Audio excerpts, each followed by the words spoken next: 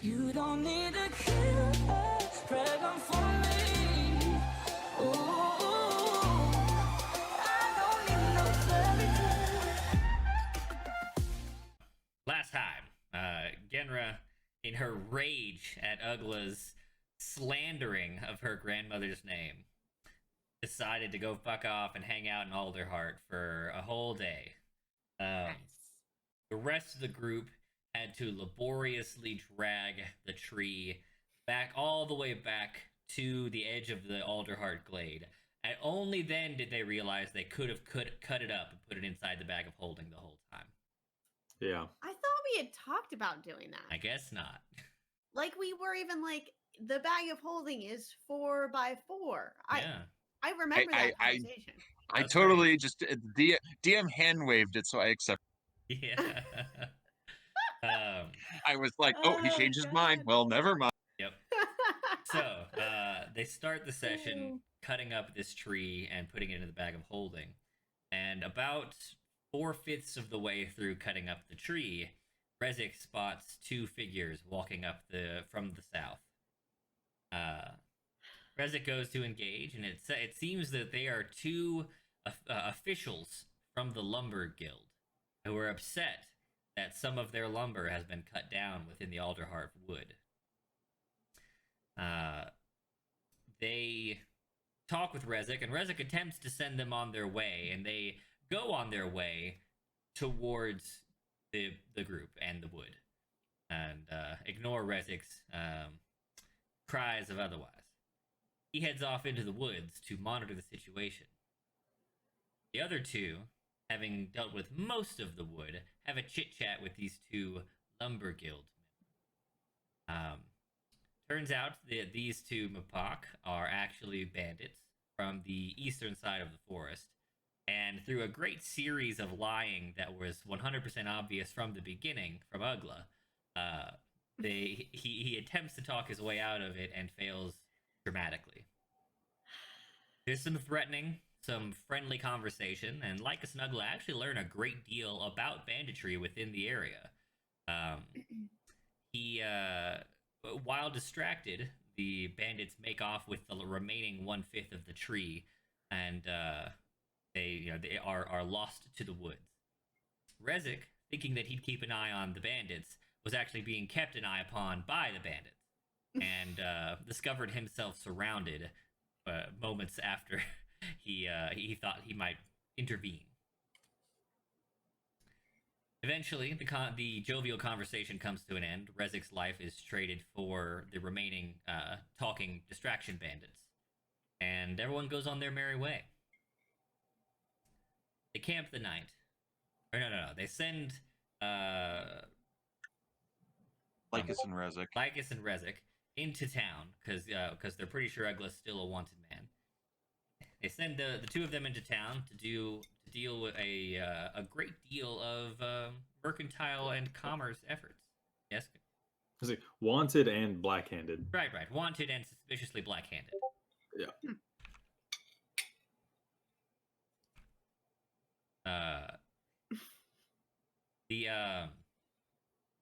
That part goes swimmingly. They trade off the wood for a good sum of money. Lycus also trades the alchemical formula rights to his sky metal melting mixture, and they make a good chunk of change, with which they buy one fast mode wheeled tower shield, as opposed to the Ankle Cutter 9000 and the Kickflip Killer versions. It was 30 gold. Yeah. But you also purchased something else. Purchased materials for a ring. Yes. To Materials, help disguise Ugla's hand. Assist Ugla. And then And the fire gloves. And the fire gloves for Rezik. But still a net profit of like 900 gold. Oh yeah. Good, solid. Yeah, no, it currently Lycus has like over 1,000 gold currently. Right. Okay. You did all that. Made a stalwart commerce-based ally in the fine smith, wife of Randy Smithery, Oh yeah, brother. Um, and I think you also got yourself a lead on going back to Eliza's for a particular Yes. reason. Right. We could head to Eliza's base for banditry related things. And then we also got a lead on which we may follow up on after we do the side quest to get the mineral from Correct. the pond. Right. So you do all those things. You open a bank account, which is very important. Hmm. Not at the racist bank on the top half of the tree, but at the everybody bank, Right. the LBBOAOS on Yes. the bottom half of the tree. And then make your way back outside to sync back up with Ugla. Night falls and it's time. You decide to make camp just inside the trees. Stealth up real good, and during the middle watch, just after high moon, a figure, a tall, fully naked, hairless servant, a deerfolk, but naked of all hair, wanders into camp. Show the picture. Oh yes, the picture. Very important. Very important. My God.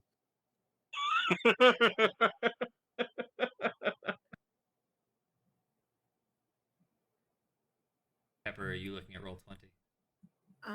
Oh my god. Wanders into camp. His mouth Wow. seemingly non-functional or perhaps too full of something. He attempts to communicate but does not manage to get his point across. However, Rezik and Lycus make friends, and at some point he reaches into mallet space, I guess, and pulls out a hunk of cheese. And I don't mean like a block of cheese or a cutting of cheese. I mean like when your nephew grabs a handful of cheese out of the birthday cake, that kind of hunk. Like he just puts his whole hand in the birthday cake, pulls out a fistful. It was a fistful of cheese. And he was like, cheese?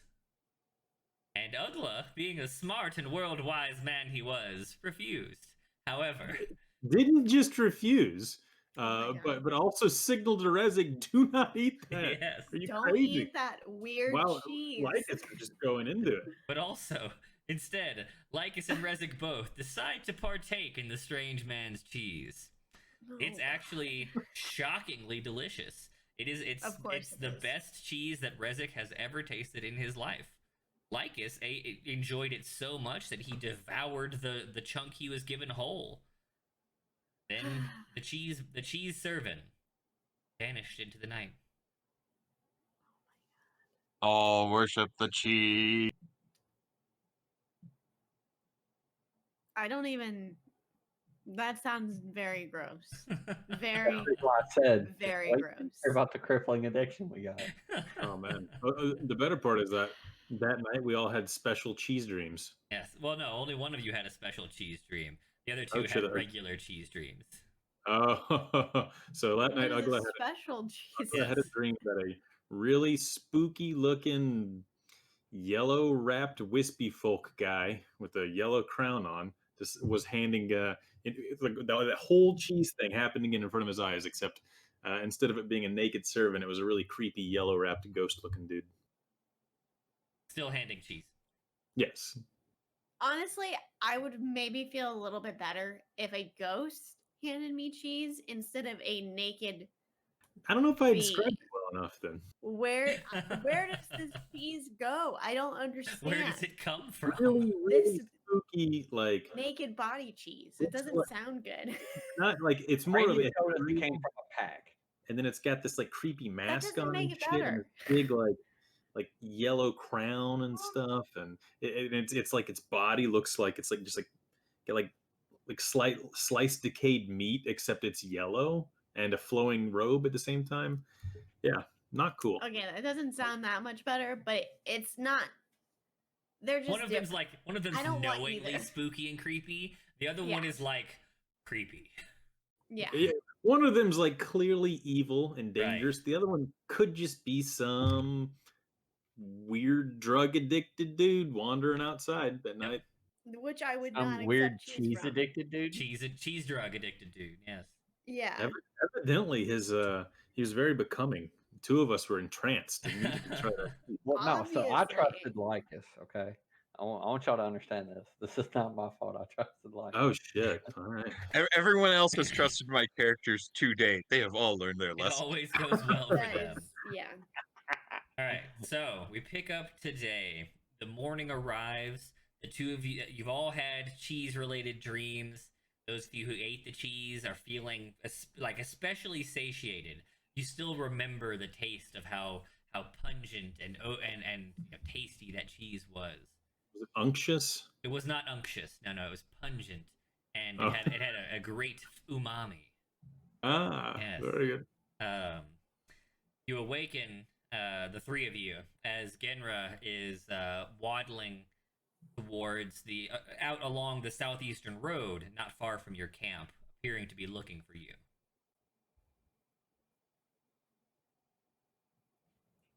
Right, so we're awake. The three of you wake up, and you spot Genra, like looking around, obviously trying to find someone, probably. So she doesn't see us. She Got it. doesn't see you. This is the moment where you can say, "We abandoned Genra." Would it be that bad for Genra? No. No. Genra just goes and becomes a bard and lives a peaceful, good life. Yeah. Oh, I see you. Hold on. And she waddles over. Well, Hey. I'm not quite sure how to say this, but I do feel like I need to say it, so I'm going to say it. I've spent the last day or so by myself. I feel like I've collected myself, and I still feel very angry about Ugla and his very unnecessary comments about my family. And I think the only way to move forward is just to accept that that's the way it is, and we never speak of it again. Yeah, I mean, I'm not married to the theory. I'm totally okay with just moving on and saying it probably wasn't your aunt. Well, I appreciate that. Yeah. I think we can continue on. If So I had known it would strike this deeply, definitely wouldn't have even said it. I mean, I would assume that anybody with family that they're close to would feel deeply about the name ruining in which you spewed. But it's fine. I mean, I didn't write a pamphlet on it or anything. Just having a little fun. The fact that you put it out in the universe is just enough. Oh It is man, quite enough. some sort of time traveling words, like my words went back in time and made it real. Anyway, I mean, maybe. I don't know. There's we've seen crazy stuff. Anyway, I'm trying to move forward, so It's fair. I mean, where would she have even gotten 6 kids to sacrifice? It doesn't make what any were you all doing while I was in Alderhot? sacrificing children to the cheese god.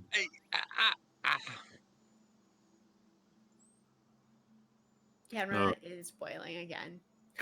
We Her did a blood is boiling. oh wait. Genra's No. normally white feathers are turning an odd shade of pink. Let me So show about you what we were doing. Here we go. Because I Ugly. stealthed away. Ugla. Wow. Ugla. Hold on. While he was making that comment, I was sneaking up behind Genra, Uh-huh. and I just make the loudest honk I could possibly make. You attempting to imitate a goose honk here? Yes. All right, roll performance.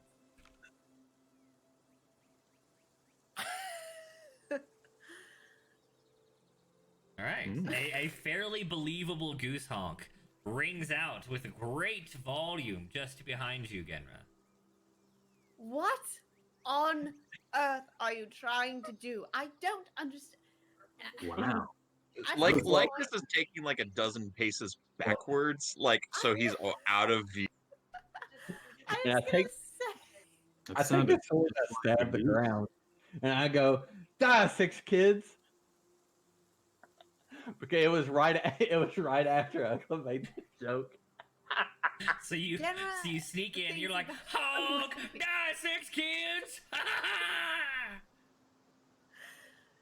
Genra is really contemplating just walking back to Alderheart at this And point. Genra leaves again. We lose Pepper forever. Yes. Genra actually goes and solves this entire problem while they're still in the bandit forest Yes, trying to getting figure robbed. out Right. how to get more cheese. So that would not be unlike the real world, right? True. um okay. I guess that happened. So Gamera is just in disbelief and looks over at Lycus and says, "Well, do you have anything to add? I mean, if you're going to burn me, you might as well do it now. Everybody seems to be jumping on board, so." I was personally, I mean, I talked to the clothier and she remembered your grandmother very fondly, so I was about to say something, but I'm gonna be over here right now because, I, yes. Well, I'll just stay right here and, I'm gonna work on this ring for a few moments and Kenra, would you like At to come over least, here and join me for a little bit? sure, I think that would be very good for everyone if I joined you away from Oh, the rest of this group. I've got something real fun you're gonna love. I'm walking away as fast as possible. You don't want to see it?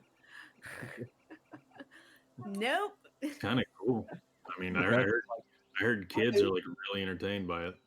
Genra has Kind of completely stopped listening to Ugla and is following Rezik, or not Rezik, Lycus, and she's gonna ask. You said something about someone knowing my aunt, was it? Yes. Your aunt, yes. Your great aunt? Yes, Is it aunt or yes, great? yes, yes, yes. She was my Yes. great aunt, but Aunt Yes. No, it's Marge is what I called her. right. There was the clothiers in the that we talked to before when we were looking at Resic's coming out uh, wardrobe, his debut wardrobe, whatever Yes, you the want to call it. debut, the debutante's Uh, ball. yes, for the debutante's ball. I went back when I was selling the wood, and we got into a little bit of a discussion, and they had some stories about your grandmother. I was Oh, uh, I didn't get deep into the details, but it might be something that would be interesting for you to if that's since I know you have some of her effects. Um, and you might be I don't know curious about some of her history. I mean, did they say anything that you found to be striking, or was it just It was a very short. It was very recounting?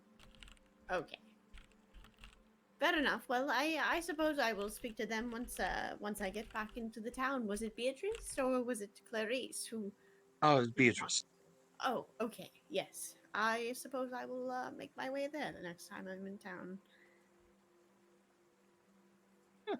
And if you have need for, I've appointed myself treasurer for the moment, but if we made quite a good haul from the wood. Oh, good. Yeah. So if we have any needs or anything else, I have that, and then we'll also have a little bit of money coming in as well. I've put your name specifically down as somebody who can withdraw from the account uh in the All of Us Bank down in the lower down near the roots of Alderhot. So Wonderful. if you have any need for a little bit of cash, I've been trying to get some for our venture, unsure though yet of what it is to be. That is great news. I'm glad you guys were able to get that done. I didn't even think about opening an account, so that's very helpful. Thank you.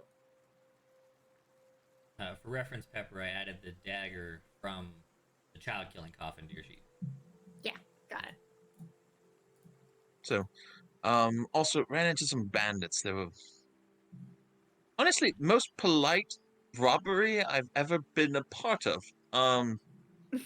they approached. They had quite a good scheme going on. They walked up. They as distractions, claiming to be members of the the Lumberers Guild. yes, Lumberers Guild, um, or lumber inspectors or something like that. Um, or the Lumberjacks Union, yeah, Lumberjacks Unions. Um, and we got into a bit of discussion after we had taken care of most of the wood, and then they went. We got into a very long conversation about it, where they admitted to us they were bandits and that they were stealing from us. At which point I turned around, I noticed the wood was gone, and we continued having a pleasant conversation.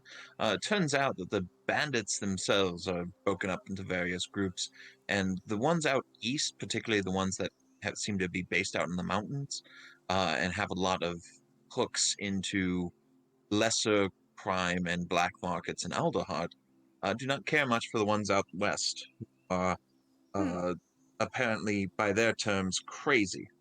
Um, Are those the ones that we yeah, came they're the ones we across? encountered. They specifically mentioned the hedge, who we had was trying to lure us into a trap. Hmm. Um, Yes, that voice. Shoot, we never got to see who was behind it. yeah, to me, Strange. it's a lesser thing to worry about at this moment in time, but it might be Hmm. something to check into later.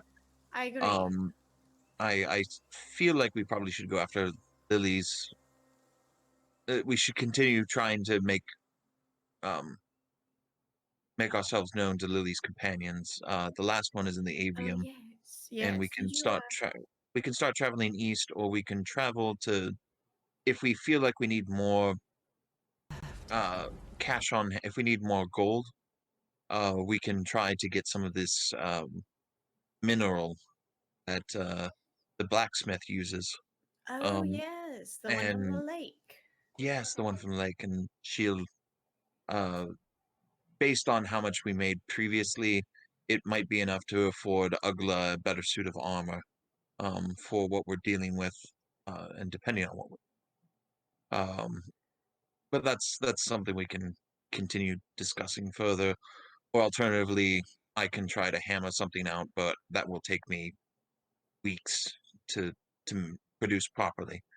Um, so uh, tit for tat. We can take our pick and forward. I think going to the avium or to the mineral basin is probably our best next option. Yes, I do agree, and I am. Did we ever speak with Pilum? I do remember us leaving He was a note with Kevin. yes, we left that note, but we haven't been contacted yet.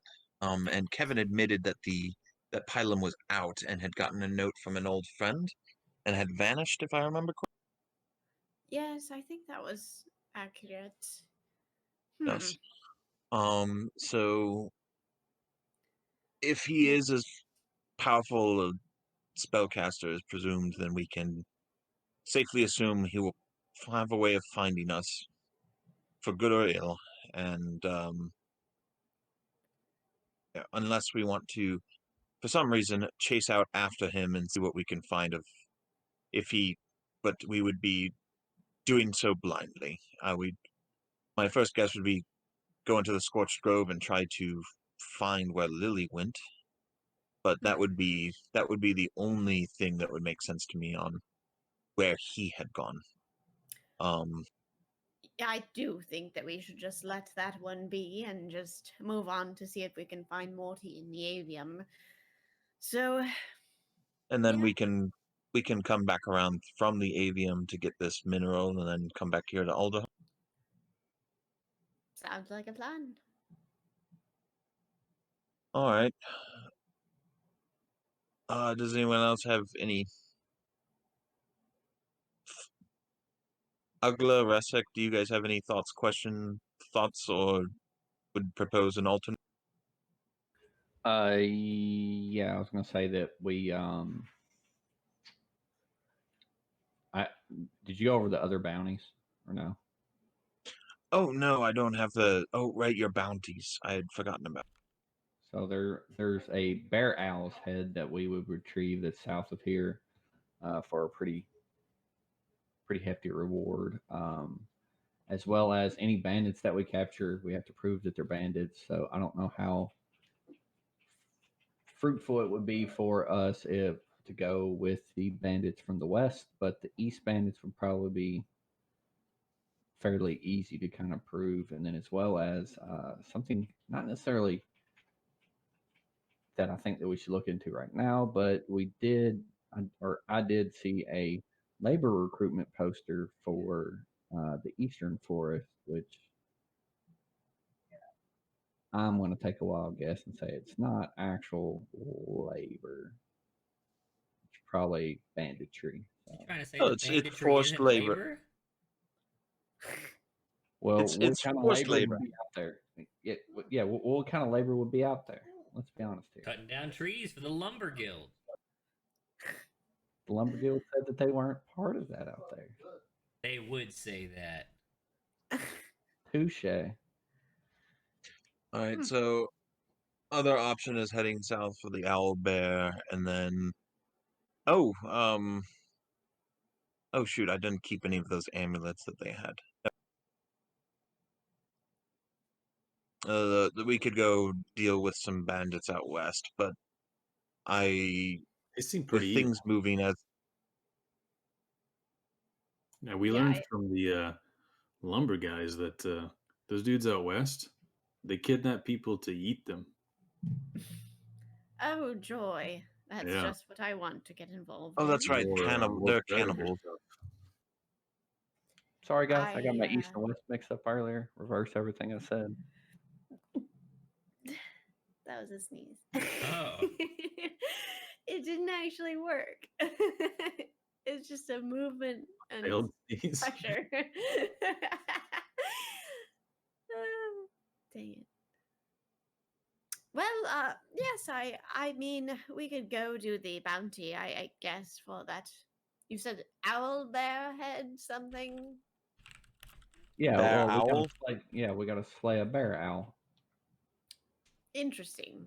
That sounds like such a feat. I don't know if we should do that or go to the avium. So I guess either one, whatever you think is in our best interest at the moment. So Resic, are you keen? Do you think you know of this bear? Not a clue. I say we're better off to either go get the minerals or go to the avium. Okay.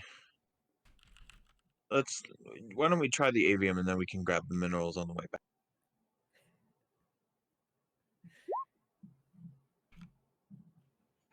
That Just works. my thought. Ugla Pretty quick. attacks with his longsword.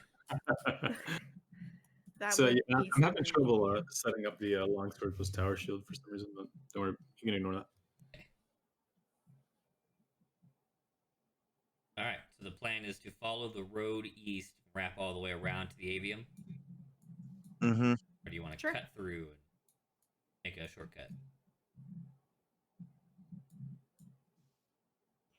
This is a fairly safe party. I think we're gonna say. Does anyone want to take the rougher road? I want to take the shortcut because we don't lose any time. Because even under harsh terrain, we don't lose any movement speed, as well as we can't really get lost unless it's something magical that makes us get lost. I'm pretty comfortable in the woods too. Can't be that bad, right? I mean, I think we're gonna probably run into another issue, but that could be good for us at this point. So So I don't care to take the safe way, but All right. It sounds like we're roughing it then. All right. Let's get packed up and get. Okay. All those safe and nice caravans headed over there with their fire and their food. Nah. Let's walk through the woods. It'll be Let's fine. walk through the That's what we have woods. Resic for. oh my god. We got a ranger and like Goodberry and stuff. We'll be Yeah, fine. yeah, we have two people with good berry. yeah. True. It's true. All right then, guys. make your way into the woods, making a straight eastern line towards the avium, rather than taking the extra day and a half to wrap around. Thanks to your ranger, you're not really capable of getting lost, and you don't get slowed down by the natural flora of the area. Make a survival check, Isaac. Okay. You don't really have any trouble leading the way. Though you can't see the sun, you're pretty comfortable finding your directions by other means. I guess it's fucking 8 o'clock. It's 8:04. Quit howling. You had 1 minute. Um, Lycus, make me a Constitution save. Here comes the cheese addiction.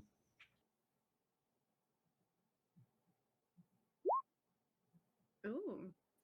All right, you This is my luck. I roll like 2 nat 20s, and then everything else is shit. Yep. You have no cheesy problems today. The rest of the day you're fine. I'm gonna have to make this on a daily basis. Oh, daily, hourly, who knows? You'll let me know. Oh my gosh. You'll make most of this trip, like most of the way there, in a single day. Then stay the night and maybe just the first 4 to 5 hours of the next to get to the avium. So, your first day passes without any major incident. Several times Rezik, who's ranging a little ahead, stops you. That there's some wild animals up ahead, or there just holds and waits for things to pass and keep moving. Night comes and it's time to set up camp once.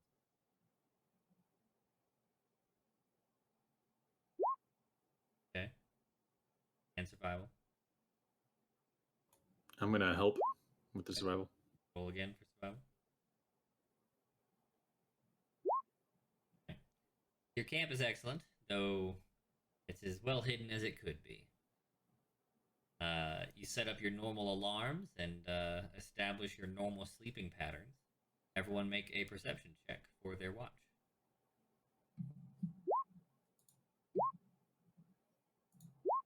Excellent. Even again. Oh man. Hey, only Ugly got the good eyes tonight. Right. Uh, Okay. I need everyone except for Ugla to make a D100 roll. And I need Ugla to make a D50 roll.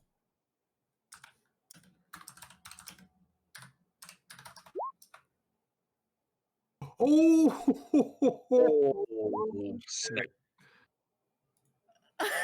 So what's this worse? The high number or the low number? I've never seen a 1 on a D100. All right, now It's a matter of whether the table is good or bad for which is Yeah. lower. We got both. That's yeah. true. We got 2 scraping the top and 1 at the bottom. Yep. I also need a Constitution save for the next day from the Cheese Man.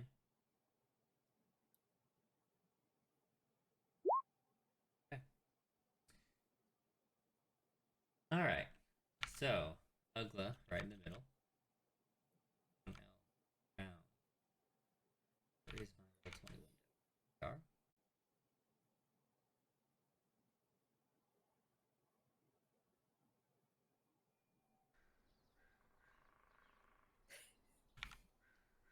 Night falls deep and quiet. Set up to take your watches and set up your small warm fire as similar to last time. The more east you head, the colder it gets. You can suspect that the avium, while probably warmer than the northeastern section of the forest, will still be quite chilly compared to the center. Rezik seems to be under the impression that he disguised the fire well enough that it won't give you away in the night. Genra, what's your normal watch position? I think I'm like second, Second? maybe. Rezik thinks he's third, or that Genra's third? No, it's She's either second or third. outside. Yeah. Lycus and Ugla are usually usually 2 and 3, or Lycus is third, Ugla is second, with Resic and Genra on the outside because dark vision, right? Got it. Yeah, that makes sense. Okay. All right. Well, then let's say with his amazing roll, Resic was first. There, nothing can ever happen while the sun's still going down. And with her horrendous roll, Genra's last. Okay. Lycus on third shift. You're awakened by Ugla just after high moon at the end of his, and you've got 2 hours of darkness and quiet ahead of you, and you find yourself remembering with just great fondness the encounter with the cheese servant. Your mouth waters. You long taste that delicious, delicious cheddar once.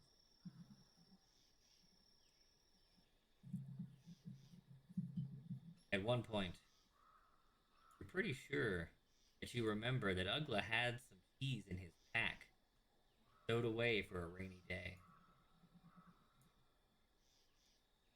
Hmm. You're not under a compulsion. Just these are Right. your thoughts. He'll ask Ugla about it in the morning. Okay. A kind soul. Go to pass off your shift and awaken Genra.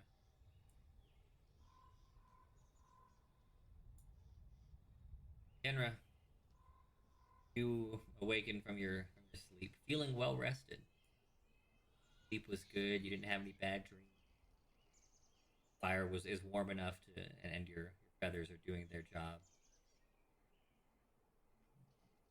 According to Lycus, none of the watches have seen anything or noted anything. So he heads off to sleep, and you stand to watch the remaining hours till daybreak and breakfast. Make a perception check.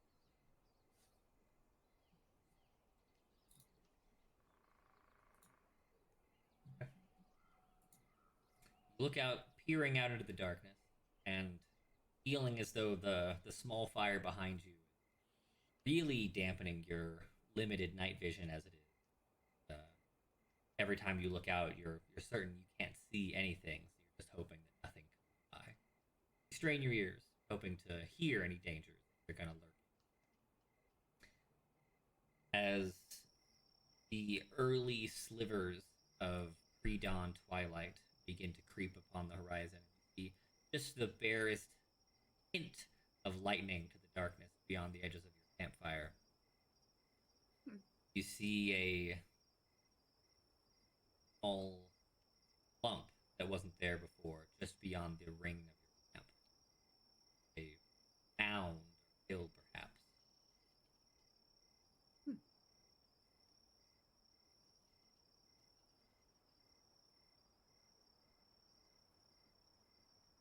As you continue your watch, mound weighs on you. Make a circle of the camp. Keep checking on it, as it's really the only thing to look at in the area. And it takes you a few rotations, but you're pretty sure the first time you saw it, it was on the eastern side, where that very, very light brightening was supposed it was coming from the sun. Now it's definitely on the northern side. That's a little odd, but it's early. Eyes play tricks. You don't see in the dark. It's fine.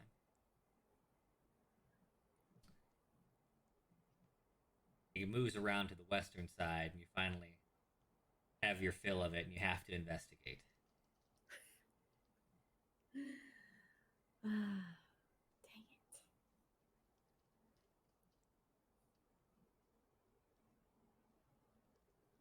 What do you do? I mean, if I have to investigate, I guess I'll go towards piqued it. your curiosity. Yeah, I guess I'll walk towards it and see how far away it is, It's maybe 5 feet outside of your camp. Very close. Wow, that's really close. Yep. This feels like okay. So I have that new dagger. You do. I'm just, I'm a little worried. I'm kind of alone, so I'm gonna take it out, have it in my hand just in case Okay. something, feels a little off. All right. And yeah, I guess I'm just gonna try to walk towards the last direction that I saw it in, where I could, make it out. So You walk towards the small mound, get a couple feet closer. Like I said, it's not far. It's maybe just like 6 inches of dirt that's been displaced. And you can see a kind of like a small ring of displaced earth around the camp where it's made its semicircle here. hedge. Um, it's still there, and you can tell by stand. I mean, you're 3 feet away from it now, and you can tell that it is very slowly moving, making a continuing around in the circle.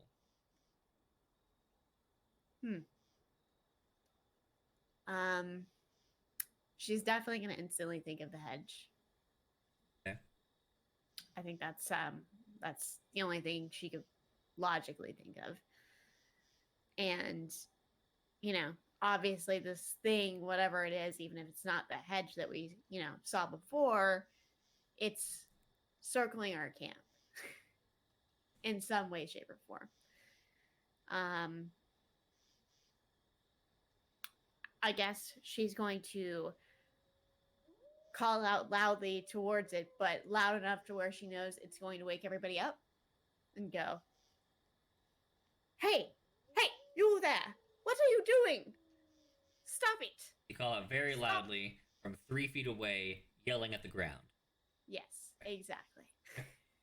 Everyone else will be awoken from their slumber as a small pig-like shape kind of bursts from the dirt, looks up in shock, and flees into the dark. God damn it!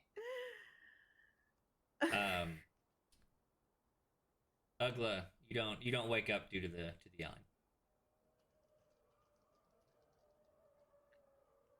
The other two, Rezik, Lycus, you're roused from your slumber too early. You're supposed to have another couple of hours, and you hear Genra yelling at something to the west of the camp. Oh, Ah, what? I grab my bow and I run over. What is it? I saw something, and it kept moving as I was moving around the camp, and it seemed like it was circling us, and I don't know, maybe it was trapping us. I have no idea, but it looks like it was some kind of like probably a hedge or something. I don't know. It got up and ran off into the woods. all right. Oh, why? Well, Why is there a fire? Why is there a fire? It looks like Ugla built you a fire. We don't have fires. we do. It's called. It is Oh, cold. You've been making like low smokeless fires ever since you came to the eastern side of the forest. okay. But Ugla has built a nice cheery fire. Oh, great. Yes. Everyone knows we're here. Exactly. The three of you roll intelligence, please.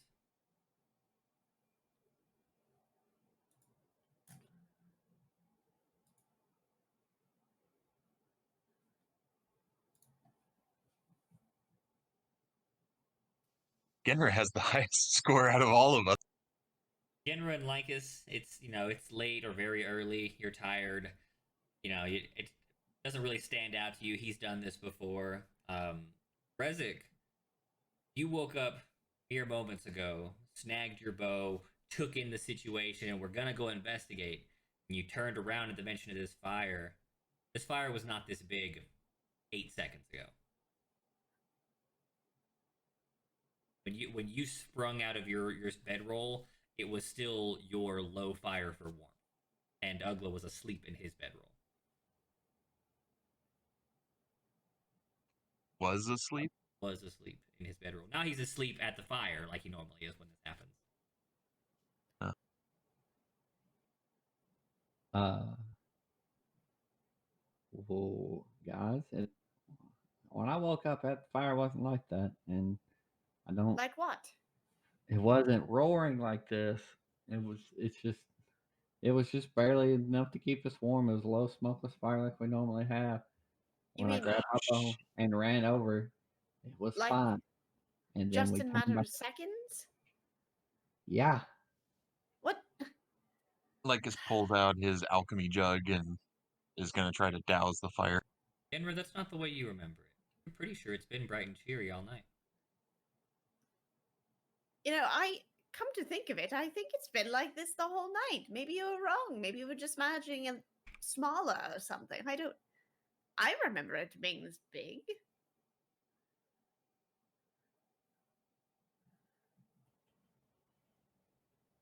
Well, you're wrong. This is why I'm going back It to wasn't. Alder Hut. Did you actually say that? No. Oh, okay. I just wanna make- Need the three Did of you to- actually say what you Yeah. said? Well, you're wrong. It wasn't. I distinctly remember waking up, grabbing my bow, it being a nice little small smokeless fire. As I walk over here to see what wasn't over here. Okay, don't tell me that I was making this up because you are obviously incorrect about the size of that fire. Something's Yeah. going on. Am I as incorrect about this as you were about something being over here? I don't know. I have no idea. At this point, I think there's Am I awake? something Nope. amok. Something is amok. Why is Ugla not awake? I need the three of you. Because he wasn't at the fire when I woke up. I need the three Why of are you to you make a all perception yelling? check. It's the middle of the night, and we're probably morning. We're in the Let's woods. get out of here. How about that? the Wait. bandits here. The bandits were already here before I started yelling. That's what I'm trying to tell you. Thank goodness I don't see them. Yes, thank goodness. Were you going to tell us to roll something? I was asking the three of you to make perception checks, yes. Okay.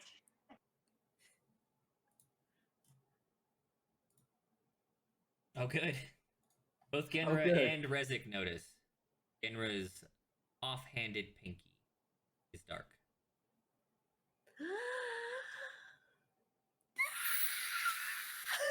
So it was you with the fire. What? Like as you now notice. No.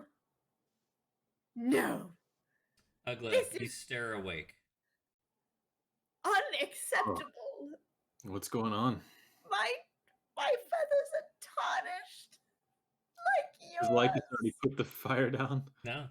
They were still talking about it, and he's messing with his jug to turn it into the appropriate fire retardant. Oh. Your hand? Oh, you're Look in at the work. it. Cool. Welcome. Cut it off so it doesn't spread. And I'll make you a ring too. I'll make you a ring too. It'll be like nothing ever happened. Let me finish with this. Did happen. One Why down, is time this to go. happening? It's okay. I mean, it was the blessing of the fire. This is a keepers. Yeah. curse of some sort, and I don't understand. I feel fine. We shouldn't be making I fires. don't want to be associated with attract you like attention. that. Or you don't want to be in the Black Finger Club? Wow. Okay. So, what? All right, I'm confused. How'd you get it on you? Because I clearly don't know. it I happened was when just- Ugla went to go get around the bigger fire. That I haven't touched a fire. I don't know why. we must have just fallen asleep holding hands. No. Maybe some rubbed off. Why would I? Oh gosh. That's a joke. I'm No. not sure what Try happened. to try to rinse some of it off. Maybe it'll come. Maybe it is burnt. Maybe it's just some soot. Kenra pulls out her water skin and just pours some on her finger. It doesn't come off, does it? Pleasantly cool. It pleasantly what? It's pleasantly cool to the touch. Nothing. Well, this looks like it's permanent. I'm a Well. disgrace. I can never see my family again. What? Your family loves you, Oh, Genra. they were friendly to me when I had I'm black. gonna turn into some burnt, ugly goose that looks like charred and just unacceptable. Well, that's a bit of a stretch. It's just You, wear you, wear gloves. I don't want to wear gloves. You can wear my fire gloves. Yeah, there you go. Fashionable gloves. you're an absolutely wonderful person, Genra, and I'm glad you're here. Now, we will deal with this appropriately in due time, and things will turn out okay. Absolutely. Just me, you, and Cobblepot and the Keepers of the Fire. We're like a family now. Wait a minute. Yes, And you know half what? a burnt ring. That is my question. Why is this happening to me? I didn't touch that torch. I'm not a torch bearer. I thought that was just I don't something know. that they had. Maybe it's I don't because you know. went back to the village before the year was up. Well, that's true. Was this like this yesterday? I don't think If it so. was, we didn't notice, right? Like Lycus is peeking under the fur on his furred hand still, and it's like seeing if anything's a black. Seems the same. Resic, seeing Lycus do that, checks himself, freaked We- out a little bit. So we need to pack up and move. We're making a lot of noise for it to still be dark. Rezik, Yes, your hand is a little dark. Then you remember you never what? take baths, so it's okay. Like Rezik Oh, sees it's his just and he's dirt. like, but it actually does rub off. Ah, ah. Yeah, Sound pour of water on it. dirt Oh, is oh, awesome. oh, I'm good, guys. Oh, we're good here. You need a bath. That's what I don't you need to chop any fingers off. Goodness. This is a Oh, nightmare. And you said there's a ring like is that I could wear that would Yes, get rid of this. I was making one for Ugla. I'll start on a second one when we'll purchase Thank the you. materials we need when we get to the avium, and you will know, but others won't. Does the avium have that? They're smaller than Alderheart, obviously. But They they're the don't have any second largest customs? city still. Okay. Do they have a customs? Do they? Damn Look, it. I'm not going to be worried. But we can probably get the materials in the avium. It's fine. All right. And even if we don't, you can always just borrow my gloves. This doesn't. They're just these two things. I don't know if they're related or not, but it's strange that I saw that creature and then the fire and my hand and What did the creature look like? it's like a small pig-like creature. I didn't get a great glimpse of it as it ran away into the forest. But why would it be circling our camp? Maybe it cursed you. As I went and investigated earlier, I don't know if you want to take that role or not, because that's what I I was know going to do nothing. to check and see if she was actually being circled around the camp or not. Paint a picture for you.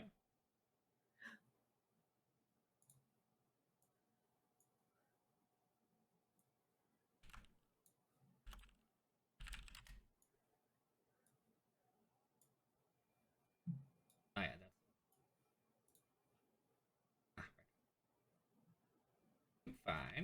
You find traces of something you've only seen rarely, as you didn't spend just a ton of time in the eastern forest during your travels. However, you do know that there are several burrowing pigs in the area, in the the Humblewood in the region, and this one leaves all the traces of a peccary. Aw. It's adorable. Would Ginner think that was cute though? Probably not. Like Yeah, she's also speciesist. Speciesist. She was real upset about that black finger, let's just say. listen, okay. God. She has very clean white feathers. It doesn't mean that she doesn't like black creatures. Okay. Just their hands. Just whenever it's on her. Anyway, You well, notice I this. You notice this because the peccary is also known as the skunk pig. As soon as you dig up the hole it was working its way through, it Ew. stinks. oh, smells almost as bad as that cheese did. Oh my goodness. What You is like that cheese? smell? Speaking of cheese, Oh no. Just for me. Jeez. Oh, Ugla, do you have that? Do you have any of that cheese left over? Ugly, you don't carry cheese. What cheese? From the I didn't take any cheese from that Yeah, guy. didn't you put some in your? No, that was you guys that ate that. I was not interested. Oh shit! If you liked it a lot, I could have taken some and given it to you, I guess. Oh, Lycus, you're certain that Ugly carries cheese. Gotta eat that cheese. Gotta eat that damn cheese. Cheese? You have any of that cheese? Look, What Ugla, are I'm you pretty. talking about? I thought you had Cheese. some. I could have sworn. I haven't eaten cheese in 20 years. You don't carry around a spare block with you, just in case you get a little bit. What? For nibbling. He gets I'm extra. just not really into like cheese and wine and like fancy meals and stuff, Oh man. well,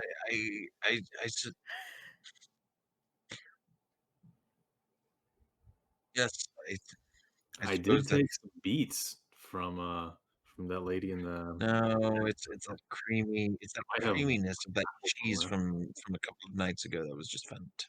Why are you so You obsessed be with this careful with cheese, stuff like Lycus? you get To used be to fair, you get used to indulgences like that, and they really start to take you over. You live your whole life just looking for that next fix of wine and cheese and fancy food. It's in tough. his defense, that cheese was the best cheese I've ever had. What are you talking about? But Cheese. imagine That if cheese never was delicious. if you'd never had cheese, you wouldn't even want cheese. You wouldn't even care. Oh, that we a servant wandered into camp and he really Did he liked have this. cheese?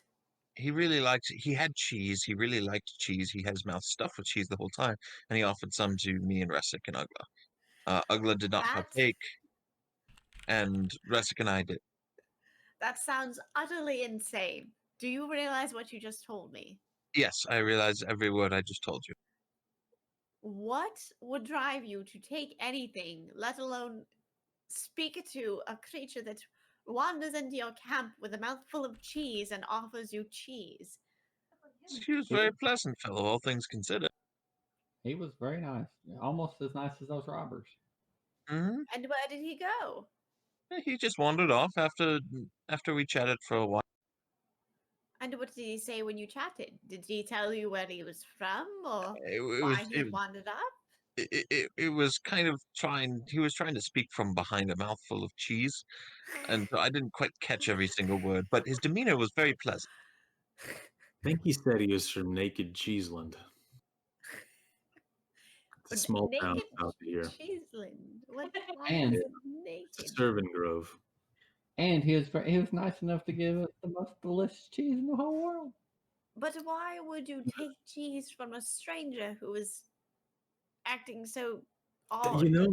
Actually, why did y'all take cheese from that guy? Like, I thought it seemed pretty common sense to not take cheese from a naked man that wakes you up at 2 a.m. in the He middle of a was field. actually naked, Oh, yeah. and you Yeah, took the no hair. cheese from a No. naked servant. And like it's just immediately starts feeling bad. He stares down at the ground, like, yeah, okay, maybe I. Sometimes Life my choices. sometimes I don't think things through all the way, especially when they're Apparently. especially when they're kind of stuff when they're of the moment. Yes, I'm. So basically, what happened there was Lycus was kind of like handed some cheese, and he was like, "Oh, okay, I'll save this for later." And than me trying to be the good guy to help him out of the situation. I was like trying to get this guy to go. I was like, yeah, I'll take some too if you just leave. And well, he was like, eat the cheese. Like he touched it with his hand and then he just gobbled it down. I felt it. Hey, I trust him. It seemed like it was safe. I ate it. Greatest cheese of my life. But I'm just trying to say it's not my fault. I was just following him. You Right. all have made very strange choices, and this has to be the top of the list as for what I know. So, I mean, Me- Genra, have you really known me to say no?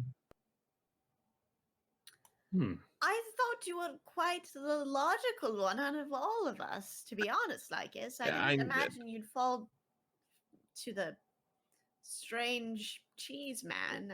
Cheese yeah, man. the whims of a whimsical a cheese just- whiz. It's not something I imagine you succumbing to. It's, I suppose I. Hmm. Hmm. Can I ask you to make sure that to help me out with that some Genra? I think that's what I'm learning here is that this happened while I was away. So I think I might be the only logical one left. And if you need Wait. guidance or need to be shown Come on, kids. guidance, Y'all. Look, I'm very I logical, but disagree you are a here. very stabilizing influence for this entire. Maybe fair enough. I do appreciate that. You have great eyes for seeing. Are you Yes, flirting? for seeing. He is not flirting. He's trying hold to on. be part of a I conversation flirted that he once. wasn't part Wouldn't of. recommend it. Hold on. Did we forget about the time that we almost died to poison? I think we should be listening to Ugly here. He's the only logical one. Oh, no. I And think that's my we all have bad. opinions, and we all bring something different to the table. So us as individuals, maybe not that bright, maybe not that wise. Together, I think we're pretty good. So we need to keep talking to each other and tell Oh, each yeah. other when we're making poor decisions. Right, and don't Mm, take Maybe. strange gifts from naked men in the night. Or yes, that would be one of the things. yep. I think maybe we should just listen to each other's decisions. If I would have heated it Ugly here, I wouldn't have had this issue with cheese. I mean, cheese is pretty good, right? I understand a little. Yeah, it just makes me feel so much better, but it also sits so heavy in my stomach that I want to just like Right. take it. Y'all ready to move the camp and walk a little? Trying to see Yeah, if we that can finish off our sounds sleep. good. You know, thinking about this strange finger, I guess we do have some relatives in a distant area. Oh, wait. I got an idea. And Ugla just holds his finger out. Are you trying to do something? Touch my burnt finger with your burnt finger. See if something happens. Don't do it. Kenra is so annoyed, but to the fact that she thinks nothing will happen, so she just sighs and does it. Roll a d90, Genra. Oh I hope it turns out bad. Not Oh, like man. Ugla has no but clue. yeah. He's just, I hope he's just at least constantly something working happens. his bullshit. Nothing happens. Oh, Nothing happens. sweet. Good. Mm, Ah, cool. How about Yeah. one of your like non-burnt fingers? Let's see if it spreads like that. I'm not going to try to Nope, don't do burn that. my fingers, quote Right. unquote. What's the difference in 1 and 2? I got 6. Well, we can chop one off. Two makes life a lot harder. Why do you all suggest self mutilation? That seems like a terrible idea. Yeah, we And don't That's even what know. they wanted to do in Alderheart. What do you mean? I figured I would, if I turn into a burnt, charred, entire goose, I could just pretend to be one of my relatives that are of a darker flavor of a family in the Brant goose family. Their geese is just a bit darker in color, so I guess I had to blend in, I could, but it's really not something I'd rather do. They're kind of the black sheep of the family, but whatever. I guess Are I shouldn't are even they say that. migratory and from the north? Something like that. Yeah. Yes, I think I heard a song about them once, but I don't remember a whole lot about Hmm. Really? A song it. about them? Let's, Yes, let's take this conversation on the road, guys. yeah. Let's just keep let's pack our things up and Move real quick. Yes, fair enough. We should probably. Hugla starts loudly putting his armor on. Clank, clank, clank, clank. Ting, ting, ting, ting. Okay. so we're moving camp and sleeping in for another 2 hours. Sounds like, Yep. Yes. Yep. except for Genra, who is going to be Just on watch. fortunate. Yeah. Yeah, still on watch. Oh, You guys hadn't finished your sleep yet.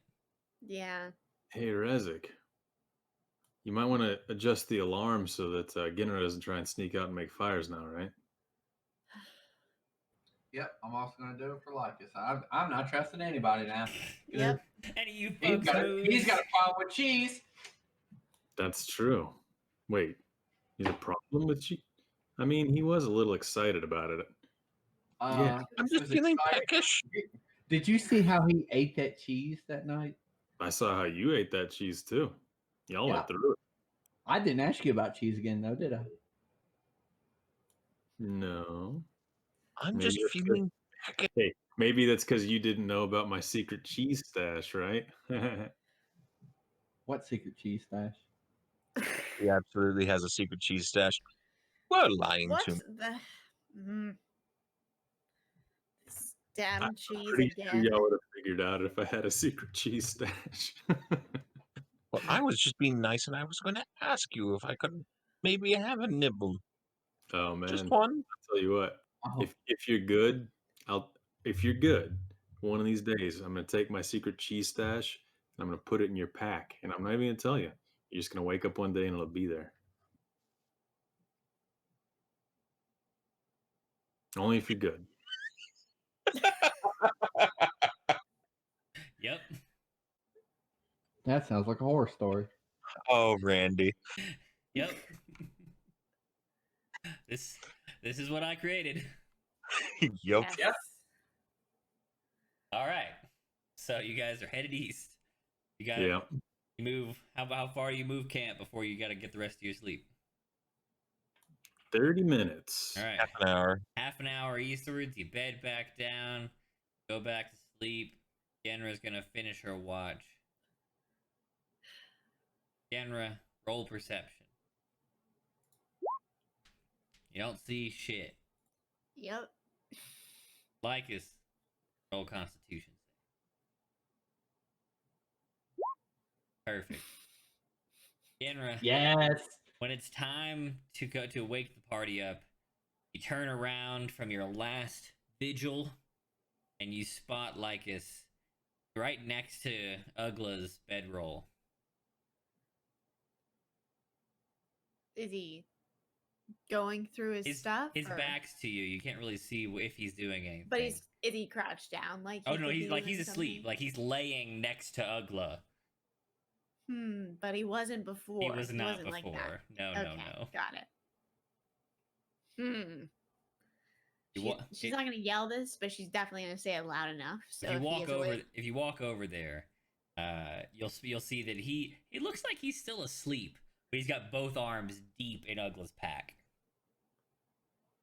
Lycus, what are you doing? Like as you awaken, Huh? your hands are grasped around something in a bag. You are. What are you doing? He's letting go of the thing in the bag. Lycus lets go with his left hand, but his right hand pulls out what looks to be moldy ration bread that was like jammed at the bottom of Ugla's pack. Let it be the old beat. Oh yes, an old squishy beat, and he pulls out the one hand like he doesn't know, but the other hand is just making its way nonchalantly towards his mouth. What's it? Ugh. Like as your mouth is suddenly full and you're not sure why, but it tastes Ew. But it tastes what? delicious. What? Mmm, Why are you cheesy eating that goodness. beet? It's clearly rotten. Cheesy goodness. It's cheese. No, it's definitely a beet. One Oh. that should have been tossed away long ago. You finish off the cheese in your hand and it was scrumptious. You're Why a did it- wh- monster. Why is my arm possessed? What's I going think your on? brain is also possessed by your taste buds, and your eyes aren't seeing anything clearly. Like as you knew he had a secret cheese stash. That son of a bitch. He hit it. He hit it from.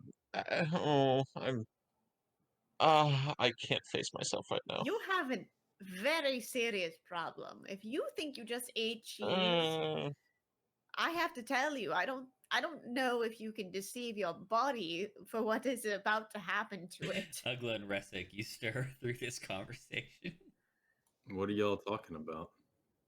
Hey, This hey, little guy. Lycus, And Uggo's just gonna put his arm around Lycus. You get cold? yes, he got cold for cheese, which happened to be a rotten beet from your bag. Oh, he ate my old beat. Okay.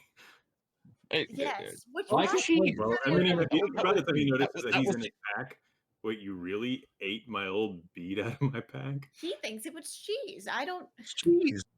It wasn't cheese. Oh, Uggo's gonna look around. Are there any pine cones nearby? Sure. He's gonna grab a pine cone. Oh, did you really like that cheese? I got some more right here. You missed this piece. That's a pine cone. He's full of shit. What's look? The first thing I knew, Genra was standing over me. My hand was deep in your pack. Grabbed around. I let go of something because I didn't know what was going on, and he pulled something. I pulled out some cheese, and it was delicious. Some disgusting Yeah. beet. Yeah, I really didn't have any cheese. Let me see my pack real quick. Uggo's I gonna got look How into many his pack. times you how many times? Like, got- I'm can't- actually concerned with your perception at the Can't moment. I don't think handle it's the lies. Why am I being lied to so much? I don't think all of us would lie to I you. thought your hand could Oh. tell you what substances you're touching. I'm There's a Oh. glove completely on it. misunderstanding your alchemist's He ways. was wearing the glove. How Damn about, that you touch the glove. how about you touch the beet residue, which is all over your glove, which is bright Yes. purple, with your alchemist hand? purple cheese. What? I mean, there's Lumburger, but let me. All right, fine. Touch it with I'll- your alchemist hand. I'll That's enter. I'll entertain the thought, and he pulls his hand out and taps the. Okay. You automatically fail the Constitution save against the cheese again. You feel It- all over your body that, the desire for this cheese again. You must seek it out. Uh, At every opportunity from now until this fades, you will seek the cheese without failure. Even his abilities cannot shake Do we just see this. him just shaking? Like like his eyes, his pupils dilate, and he like He violently licked his shakes lip. and he starts licking the glove. So my dog. Wow. I thought I liked beets a lot. He's all I over. think He- we're going he- to have to care for him. At this he- point, he he, takes- has a he- needless yearning for this cheese, whatever it is. I don't He's know. gnawing on the glove and like trying to like rip a part of it off. Oh man. Well, the good news is evidently he thinks anything is cheese. So we just got to put crap in my backpack and he'll eat it and think it's didn't- cheese and be happy. I didn't think that pine cone was cheese.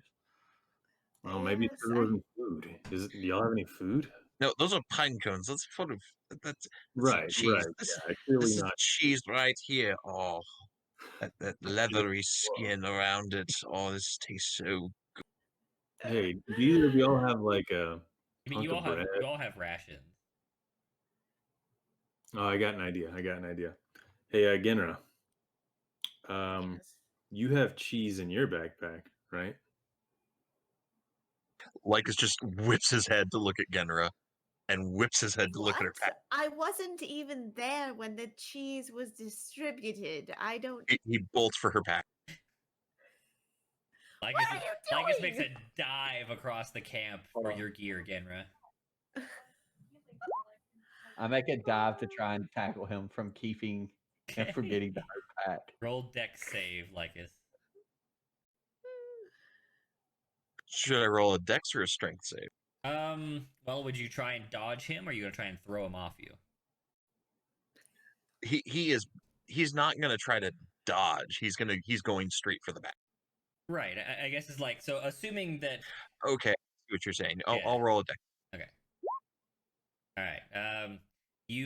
Rezik, you realize after he's already fully prone and flying through the air, and you attempt to dive after him, and you snag his feet, but he just carries you to the bag, and now you're just both laying in the camp, and he's fucking ripping through Genra's gear and throwing them all over the camp. Ugly, get this man out of her pack. Jeez. Lycus, get out of her pack. It's not yours. I honestly cannot believe that 5 minutes ago this man was the most logical out of all of us, and now Give he's me the totally lost. cheese. Can I go somewhere that has more cheese? Oh wow. I guess you've torn through the bag, and you even like put your whole head in there and sniffed it and licked it just to make sure there wasn't any cheese residue, but you didn't find any. Uncle lied to me again. Where's the cheese? Where's the cheese?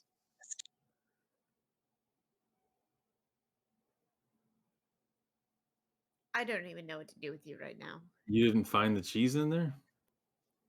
He dives back into the bag, I mean, I put half of it in my bag and half of it in hers. and he bolts mine. over to Ugla's bag. You already got my half.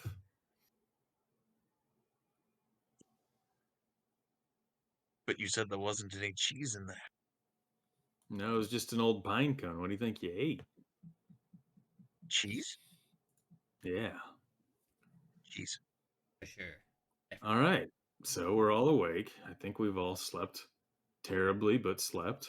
Let's get packed up and go to the avium and get this psycho some cheese. No, we're not getting him any cheese. We have to get him cheese. He's Nope. fucking losing If we it. get him Ugla real is cheese- right. Well, I have to are you get going to feed cheese. an addiction?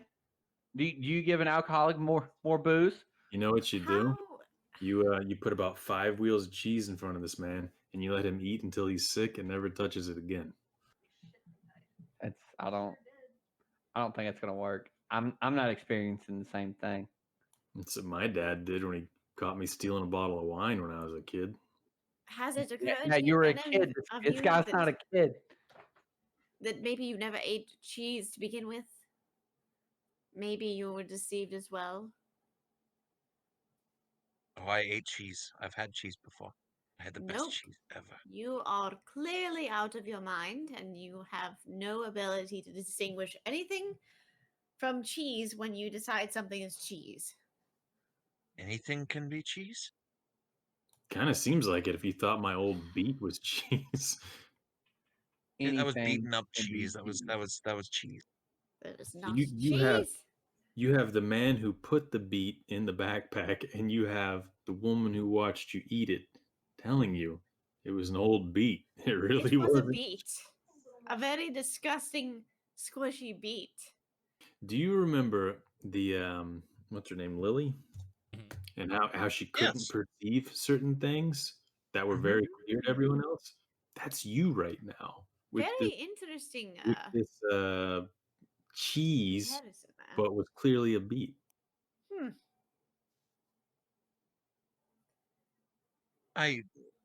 His eyes are looking for something. They're Yeah. flicking back and forth. There's I- something wrong with your brain right now. We gotta get a healer or something. Cheese, cheese, cheese, Must have cheese, been something in that The weird thing is, I feel like there could have been something in that cheese that the naked dude gave you, but then why isn't Rezek sick? Like, if it made you both sick, I'd think it was some kind of a disease, but Right, and I don't get poisoned easily, so I don't understand. yeah, I mean, or Altus can take care of diseases and poisons, but somehow I don't think you have that. I think you have a disease of the mind. He's got that burnt brain like you. Oh no, my brain isn't burnt. It's gooey and Yenra has on. the brain. It's gooey and yellow I and don't want to think about it dairy. like that. There must be a way to reverse this. Yeah. Cobblepot said there was, but he wanted something extraordinary for it. Yeah, well, we could also find that cheese guy. Does Cobblepot have more cheese?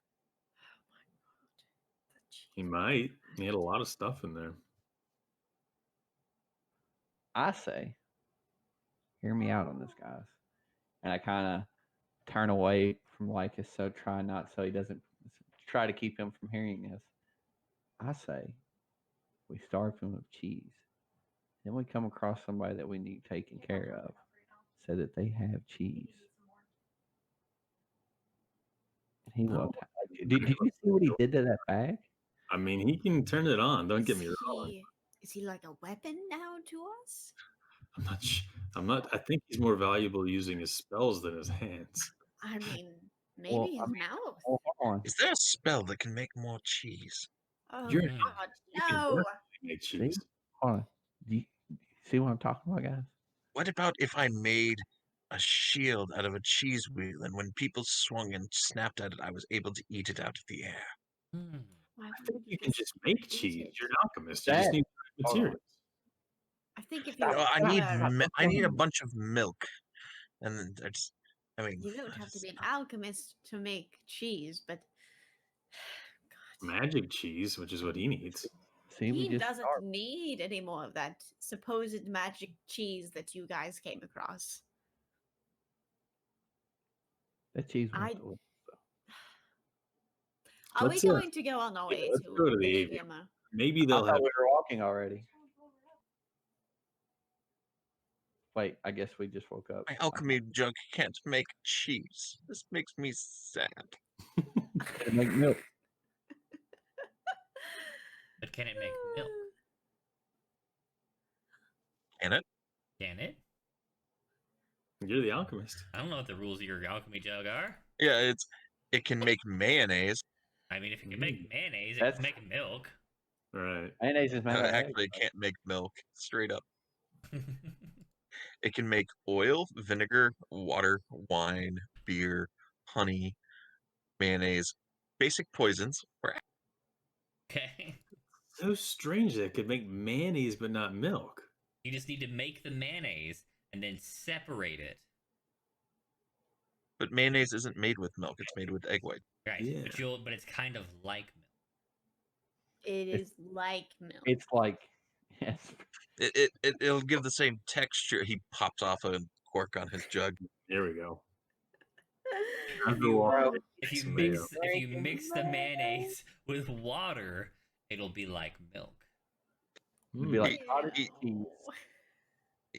cheese. He pours out 2 gallons of mayonnaise. Oh no! Yeah. Ew. All right, Ugla, put this guy on your shield. We're gonna push him. Like, No, rope it actually, down. we're gonna rope Could him we down. just, I don't know, knock him out and Well, then wait, carry shield. him? Hey, Genra, check this out. And Ugla's gonna flip it over and cruise around a little. Mayonnaise tastes Oh wonderful. my god! Make a It's dexterity almost like check. What is going cheese. on? The cheese. Everything is being distorted, and it feels like I don't know what's going Make on an anymore. athletics check. Who? Oh, Ugla's trying to ride his shield. It's not nearly as graceful as your first try, but yeah, he hops on his wheeled shield and kind of cruises around the forest floor. I thought That you is- really liked this, Genra. This is what you didn't want to see earlier. Why would I cool, want to see it now? Something fun while there's crazy shit happening. Yeah, I don't know if it can mask the fact that we've lost the sanity of one of our group members. Well, if you can't smile at the darkest time, then I'm I sure smile for the cheese. second half to this story somewhere. Lycus consumes a solid gallon of mayonnaise, and Ugh. and All right, finally, before he hurts himself, okay. I'm gonna walk up and attempt to knock him out with the hilt of my sword. Okay. So is Ugly able to see this before it happens? Let's talk about the way You're that D&D busy. physics works. You're riding around on your Ugly, you're feet. riding on your skateboard, unfortunately. Yeah. Genra, you do see it though.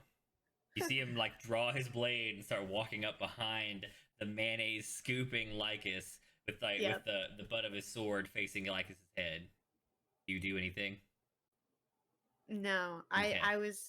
I had suggested it personally just before he decided that, so I'm in Alright. favor of it. So Rezik, having not had the opportunity to learn this in your relatively short lifespan so far, this isn't a cartoon where you smack somebody in the back of the head and they fall over unconscious. To knock someone out in D&D, you have to bring them to 0 or less with non-lethal damage. So, you walk up and you fully intend to sneak attack, like coup de grace, or Lycus on the back of the head with the butt of your sword. Roll to hit. Ooh. This is exciting. I don't know how to roll one sword. Um, I mean, honestly, roll your full attack. Yeah, sure. All right, so your first one is, what does it say? X2. You roll. Are you rolling both damages or something? No, that doesn't make sense. No, it would be his normal damage and then Hunter's Mark. Is that what it's supposed to be? It's labeled sword X2. yep, because it's two short swords. That's what that is supposed to be. Right, but you Okay, attack so separately with them. I guess I could separate. you'd make it, but I you'd make don't two know. attacks Yeah, you have to attack with them separately. for your regular and then bonus action. Right. Okay. So either way, you rolled a 12 and you rolled a 2 as your base damage. Or Actually, that's an 8. No, he didn't roll oh, you rolled a base 0 damage. That's just a plus yeah. 2 That there's no dex. dice there, so Oh, and then the 1d6 well, for the short sword. Okay, so it's 8. all right. So that's All right, so you walk up behind Lycus. He's not exactly helpless, so it's not really a crit. But you give him a really fucking like strong bop on the back of the head. Lycus, you take 8 non-lethal damage and are gonna have a wicked bruise. You dump out the rest of your mayonnaise. You've eaten like 3/4 of a gallon. jeez. He turns around and looks wild-eyed at Resic after taking the beat to the back of the head. Roll And Constitution save. Randy, can I do something kind of silly right now? I need you to roll Constitution save not to lick the ground covered in mayonnaise. Yes, you can do something silly if you like. Okay. Turns around and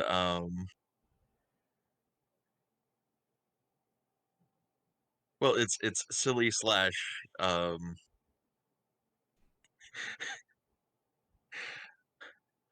he casts Thunder Wave as he cries out cheese. So he stands like you dumped out his cheese. He Trying to looks kill at me. it and gets that full on like Carrie covered in blood moment and just stands up and cheese and roll. What's the roll? Does he make a dex save? Constitution. Oh, Constitution save. Go ahead, Constitution no. save, Rezik. Now you get Oh, blasted back 10 feet away from Lycus, and you take 10 thunder damage as you do it. Pog. That's fine. Lycus, your mayonnaise splatters all over the ground. And before it was like a mayonnaise lump, mayonnaise puddle. Now there's this huge like 15-foot cone splatter of mayo across the dirt. However, after this outburst and having eaten 3/4 of a gallon of mayonnaise, You return to your senses. And throws up. No, it feels like Probably. no. He had 3/4 of a gallon of delicious liquid cheese. What do you mean? Why would he throw up? Ugh. Even that, Oh. like, even if he thinks it's cheese, like, eating that much cheese is definitely a bad thing. Oh, he's So it's gonna like- have some real digestive issues. Believe Given me. Yeah. that he had his glove off at that point in time, what happened when it was in the mayonnaise? It was just cheese. That was liquefied cheese the whole time. Okay. You were just getting like constant, pure doses of cheese And dopamine. and dopamine. Shitloads of dopamine. What happened? Can I get off my You- You ride up, like you hear this blast, and you were at the far end of your little figure 8 loop, and you come riding back up. gnarly. Tubular. Wow. Did I ride so fast it knocked you all backwards? Yeah. You Sure, okay? I that's need- what Bloody. happened. Can I- we go now? Are you okay, Lycus? Can you Hmm. not think about certain They, substances? They both look a little gross. Yes, they did have a kerfuffle of sorts. So Right? About the damn cheese. don't say Cheese? it. Resic Don't looks like he's in a say it. lot of pain right now. They both do. They both look like they're pretty bad. Yeah. The Resit, given his low hit point count, is definitely like bleeding from multiple wounds. Like I out of my. suppose you need some healing, so Yes, shall we let's. heal them? Okay. I kind of feel like we should just go off the trail a little bit here. I guess there's no trail. There's no Get away from this spot where we've kicked up all kinds of crap and take a little short rest. Everybody get their brains together, and then we're going to Fair go over. enough. Okay. All right. I agree. Ugla, do you think it would be a good idea to just tie me up and put me on your shield and drag me the rest of the way to the. Yeah, we're going to see if we can get you some help when we get to the avium. That's a good Yes, idea. please.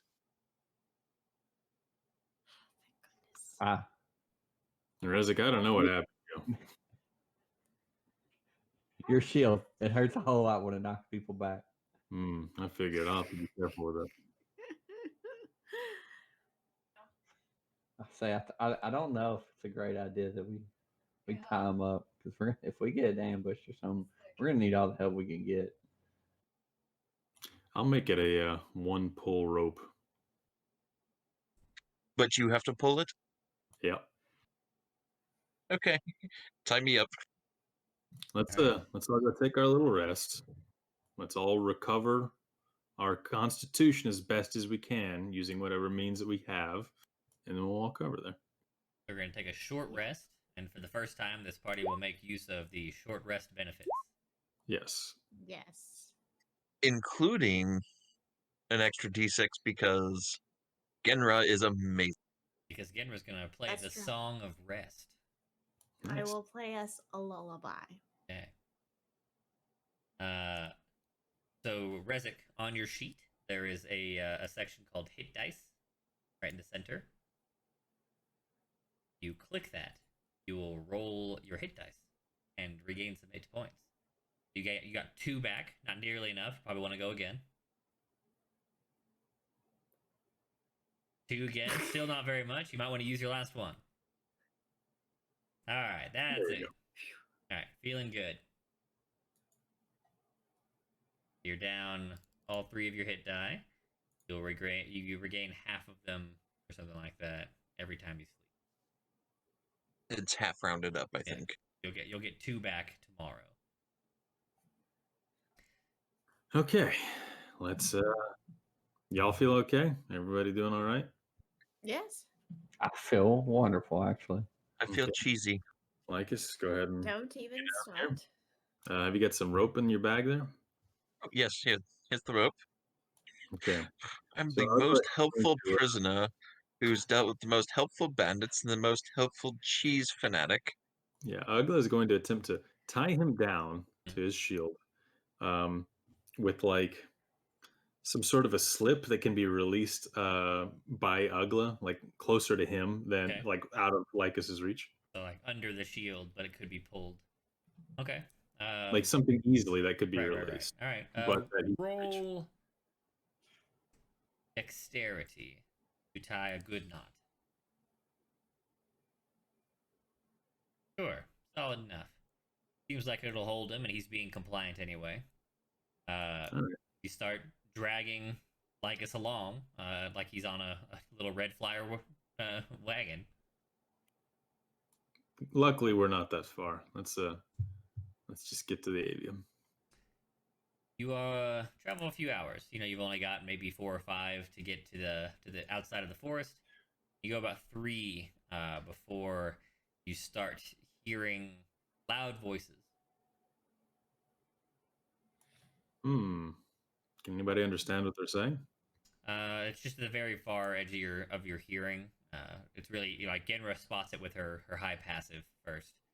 Then you move another 50, 75 feet closer, and Genra, you can start to make them out. Everyone line up, line up, line up! Oh no. I think Well- they have a customs, and we're going to have to pass through it if we want to get to the avium. Here comes a thing. I am the prize. Everybody's real normal and calm, and he's gonna undo the knot. Like it's over the course of these 3 hours, you've really chilled out. You feel fine. So long as nobody mentions cheese, you'll be okay. Yeah.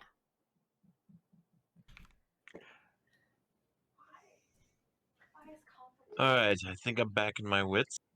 All right. Everybody's normal. Let's go see what this stuff is up ahead.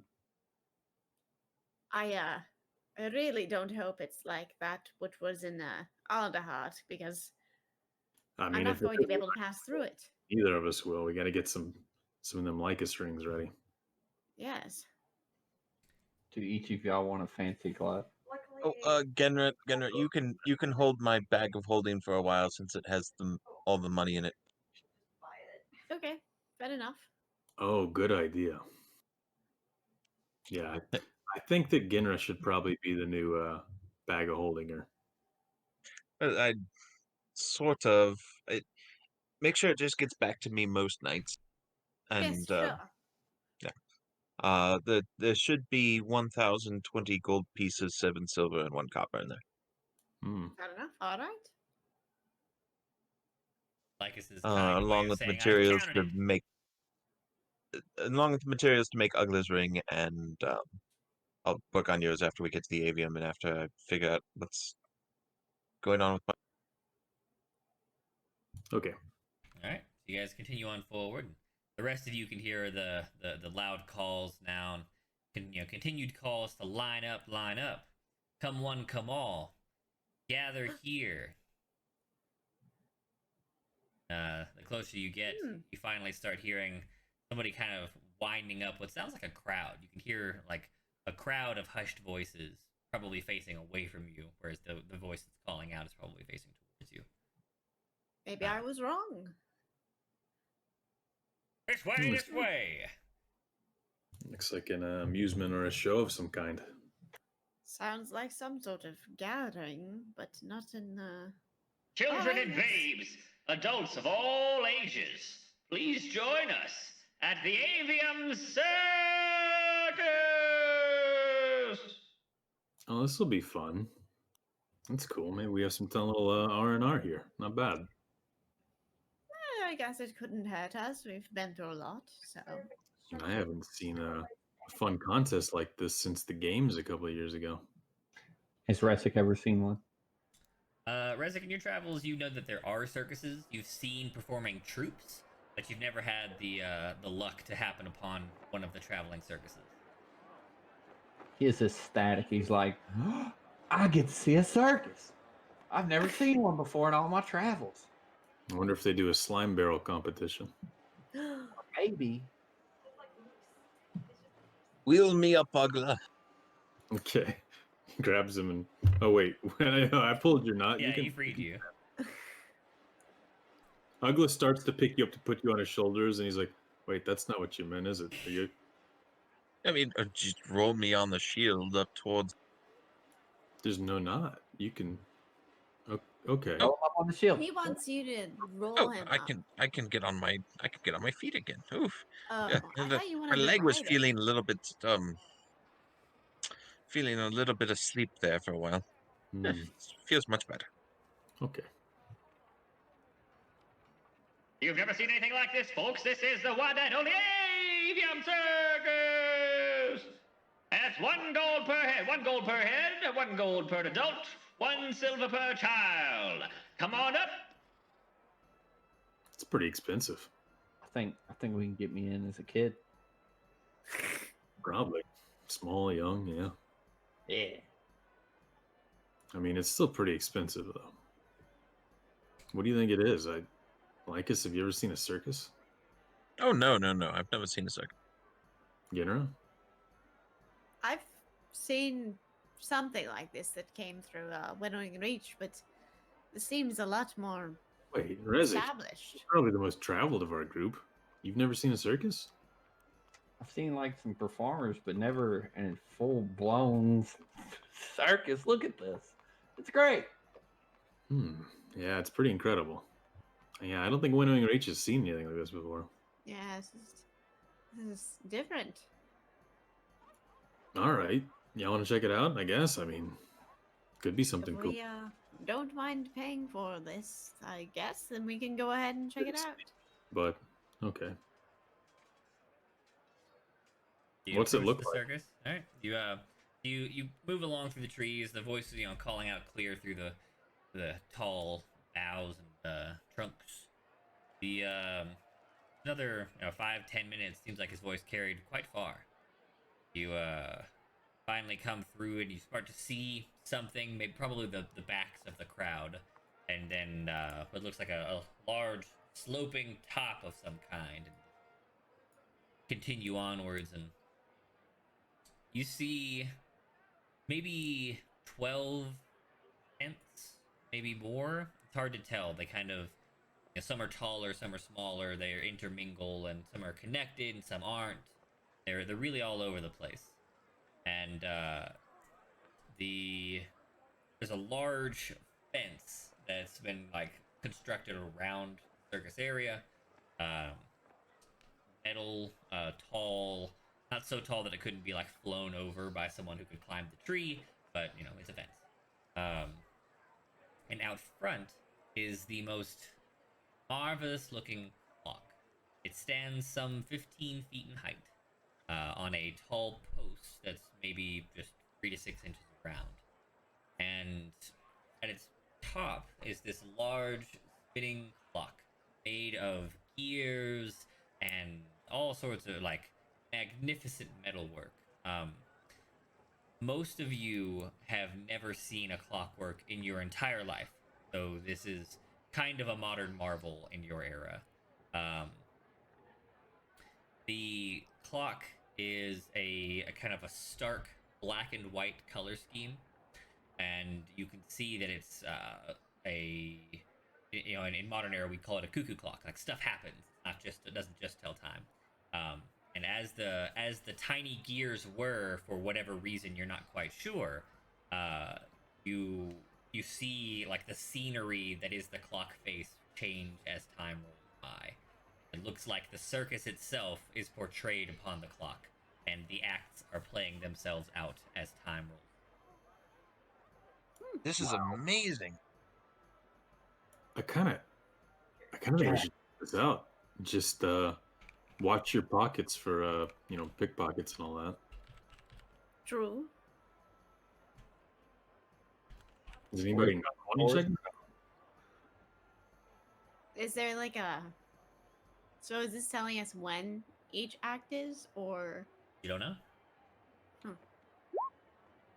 I have no idea how any of this works, and it's absolutely astounding. Wow, if it can blow your mind like that, it must be pretty advanced. I kind of want to sneak in there and try something. See if Nah, I can no need figure to something sneak. out. I mean, we got a good bit going on right now, so let's just pay our entrance fee, take a look around, and see what's happening. I Alright, agree. fine. Yeah, let's go see the circus. Okay. Maybe they'll have some games we can play.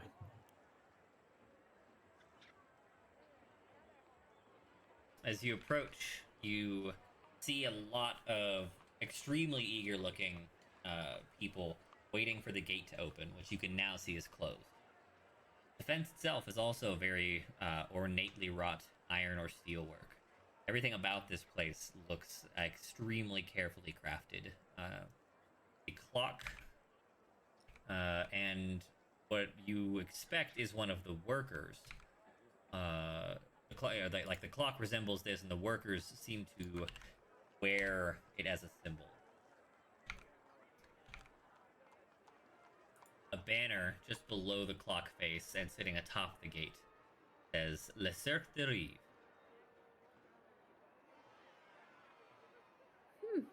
Does Ugla speak French?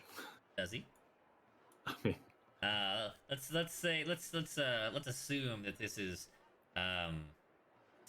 old bird folk. hmm.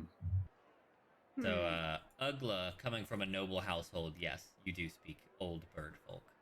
Oh, cool. So he's gonna see that and say, "Wow, I haven't seen writing like that in a long time since I was in school." It says, "The Circus of Dreams." Wow. Really? Yeah. I mean, it does look kind of, mystical and dreamlike, I guess. Very cool. Hmm.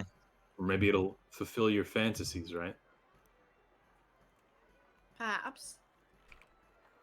But yeah, Hmm. I guess it's not Fantasy, over. say. Do what? Ugla's just gonna walk up to somebody in Fantasy, the crowd say. and say, just find some person in the crowd and say, "Hey, when does the show start?" The woman is a extremely elegantly dressed. If you didn't miss your guess, you'd say she was a birdfolk noble. Hmm. She turns around and I have a picture. Look at.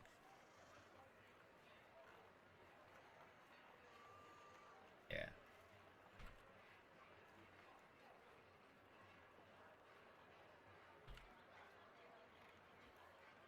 I like the immersive audio.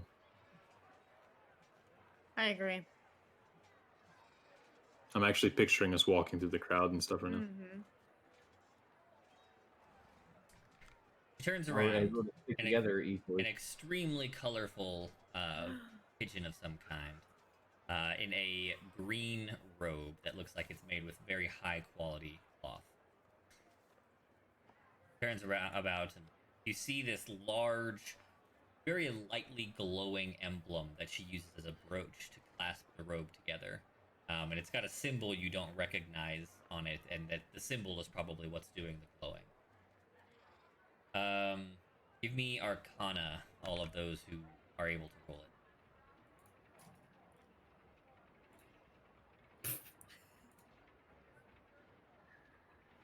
Did he?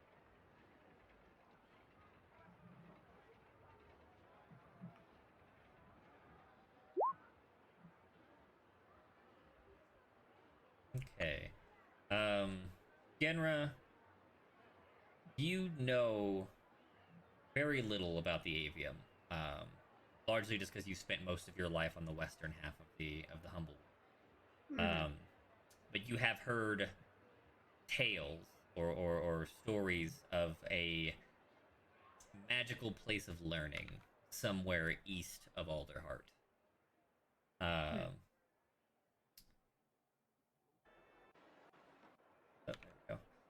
Lycus, you know not much more, again, having not spent much time east of Alderheart, but you know that the Avium hosts the principal and foremost College of Magical Studies, and that this person is most likely one of its teachers. Oh, are you from the college, the university, the what? Oh, Did she not answer my question? This is like she's turning around. He spots that. You can tell that this woman preens. She expects to be noticed and for people to know who she is. Oh, Stands out. Yeah. I'm trying to figure out if it's a college or a university. It's a college. Okay. So if it's not a like, yeah, It's a like I'm just fucking searching the word college here. It is a college. Okay. College. College. Anyways, so yeah, she turns around and she kind of preens a bit, waiting for you to take her in. She is technically a luma, though not a white dove. She's a very colorful pigeon, technically. Um, she turns around, she preens, you tap her on the shoulder. Lycus just kind of outbursts, "Oh, are you from the thing, the college?" And she looks down at herself. "Yes, I am from the college. I'm sorry, sir. Did you have a question?" Oh, yeah. I was just wow, you look magnificent, by the way. It's extremely fancy. I was just wondering when the circus starts. "Oh, circus is opened for 2 days and then vanishes, never to be seen again. And it opens in now." And she softly turns ahead, beckoning your eyesight towards the gates, and like the gate doesn't open, the gate is open. Like, as if it were never closed, the gate simply exists in an open state, and people are already walking through it. So Ugla's going to like roll insight. Is Sure. that okay? Sure. With like thinking very specifically about her, the gate, and like the behaviors of the crowd. Sure. Does it seem like there's something up with this?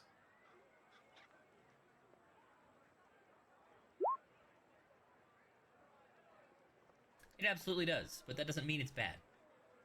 Yeah. It's just one of those things. There's like for all of this stuff to have taken place exactly at this moment, exactly as we walk up, and for her to be the first person I spot to turn around and act like that. Interesting. And so he doesn't say anything out loud. He thinks to himself, maybe Altus has placed this here to show us something. Hmm.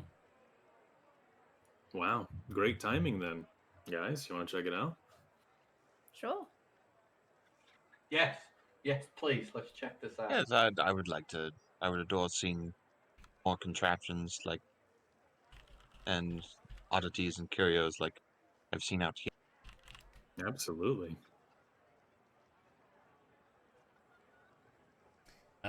The ticket booth is sitting just to the side of the main gate, and it appears that everyone stops at it on their way through to purchase a ticket, except for a group of people. Since you're in a line, you don't really have a choice but to wait and look at everyone else. Most people, especially those who look like they came here on purpose, are extremely well dressed. Even if they don't look like they're well to do, they put on the best they could possibly manage. It's only those like you guys who look a little more out of place, like they stumbled upon the circus rather than coming here on purpose. And it's not like you're the only ones. There are plenty of folks in regular traveling garb and whatnot that are in the crowd. I purchased something for myself while I was in Alderhut. Hey, let me Go ahead let me and find a change into your spot to nice change. clothes. Yes, Okay. his high fashion clothing. Right. Just getting naked right there in public. I like it. As you stand there monitoring the crowd, you do spot maybe as many as a dozen people who don't bother with the ticket booth. It's not that they don't stop, it's just that as they pass through the ticketing area, they flash something and are waved through. Maybe they've got a season pass. Does it look like an object they're flashing? They open a coat, so whatever it is, it's inside. Hmm. All of them are exceptionally well dressed. All up to 12 of those. In fact, make me a I want to say, let's go with wisdom check. And I'll try this one. Everybody? Yeah. Say, as Resic sees that, he looks inside of his. Inside his coat and hopes. It's like, do I see anything in here No. inside my? Sadly, Nothing. no. Rezik and Lycus, you do notice that these people, not only are they finely dressed, they also all wear a shade of red somewhere on their body. It's not necessarily the same thing. Sometimes it's a scarf, sometimes it's the boots, sometimes it's gloves, but they're all wearing red, and it's a particular shade of, let's say maroon. And some of them seem to have gone out of their way to look a little bit like the circus.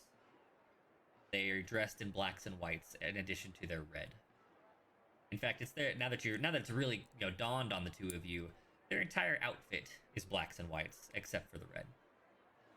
And as you look through the crowd into the circus area, all of the performers, all the tents, all the food stands are in black and white as well.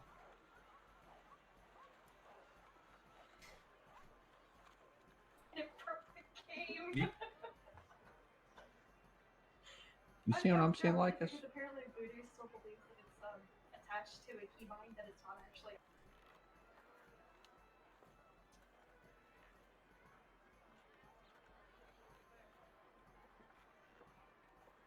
Lycus, are you seeing that? Seeing what? Hello? Are you here, James? Hello? Did you fall asleep? Briefly. Ah, welcome back to Awakefulness. Thank you. Did you hear my description of the people wearing black and white? Yes. Okay, so and the red. Yes. Okay, so you heard those things, and Rezik looked over and asked if you were seeing that as well. Yes, I am. Why would they all be like that? Uniform? It certainly appears stylistic. 10 history to see if there's anything in particular about. Uniform. It's an aesthetic. Okay. I hate me too sometimes. They all want to be known together.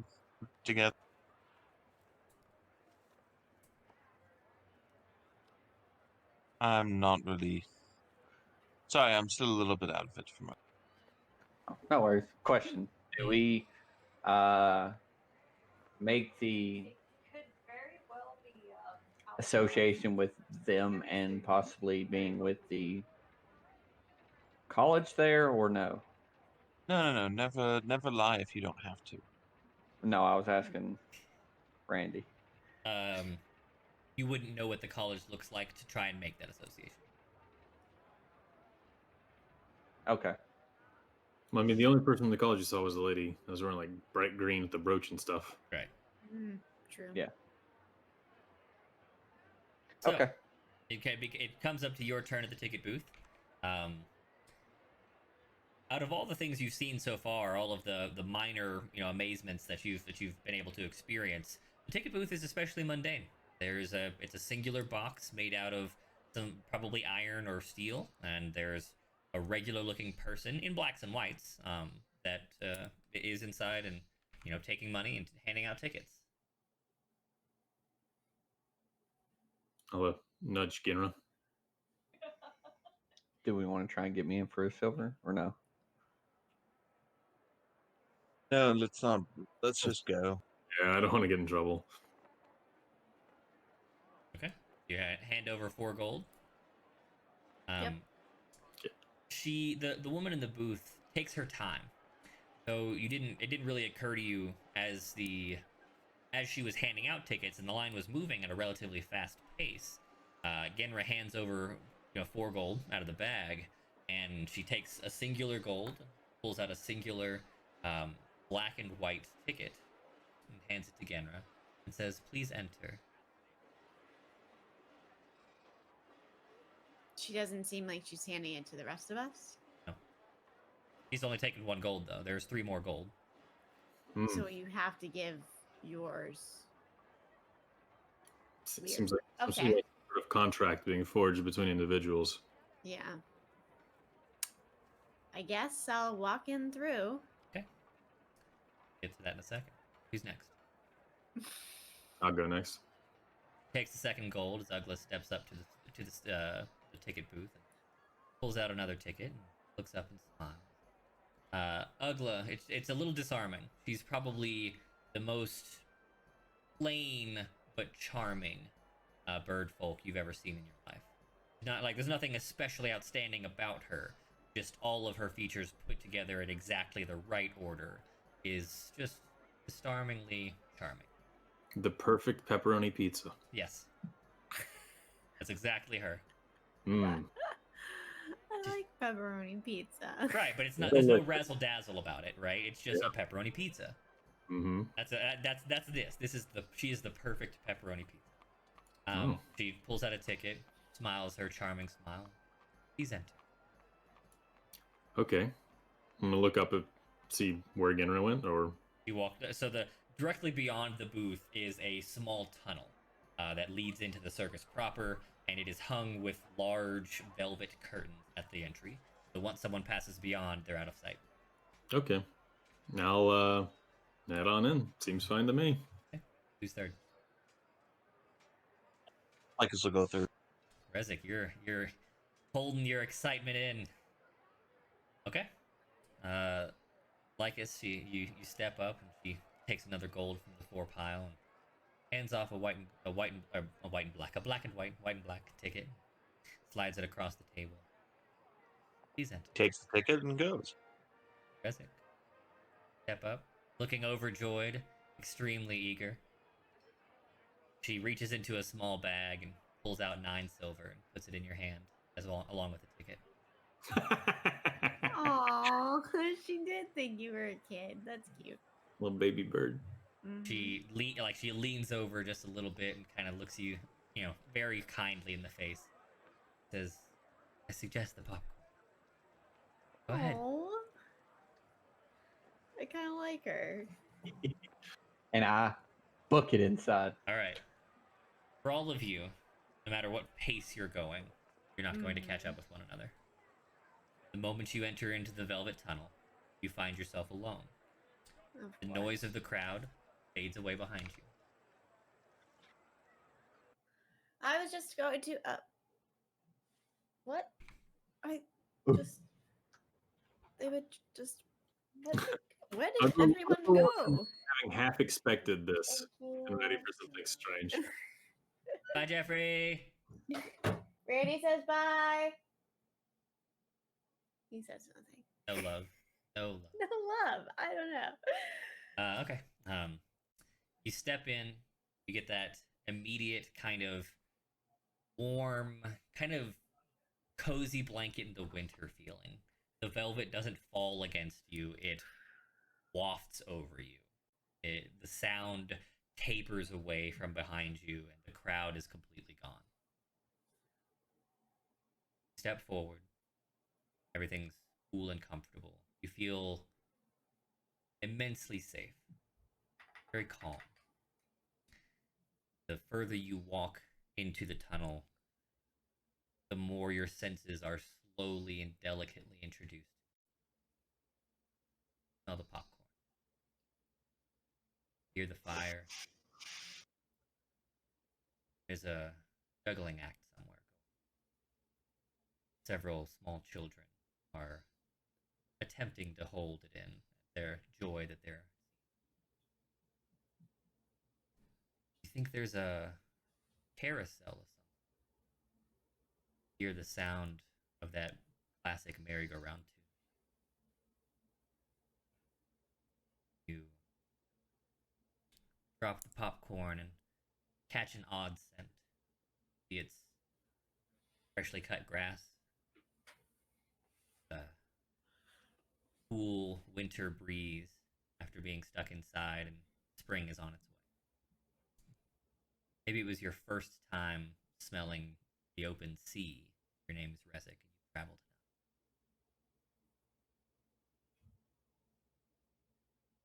enough. in your mind, the scent tells you a story. You relive those moments as your feet carry you through. Step out into that bright, open entryway. And for just a moment, all that you're looking at is a large, white marble cauldron in which burns a tall, white flame. I don't mean white like it's, like super hot. I mean actually black and white, white. Your eyes adjust from the darkness of the velvet tunnel, and then the shock of the bright white cauldron. And the rest of the circus appears before you. On your left and right, there's a series of food kiosks and stands. Beyond them are more tents than you could have possibly guessed from the outside. More tents than you're pretty sure could exist in the space that was fenced off.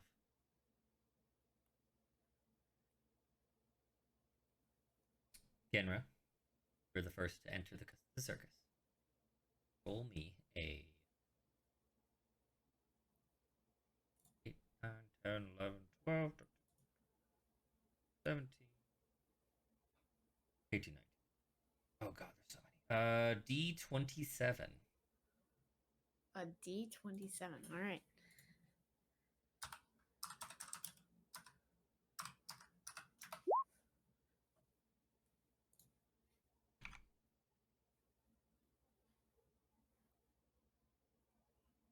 Count again.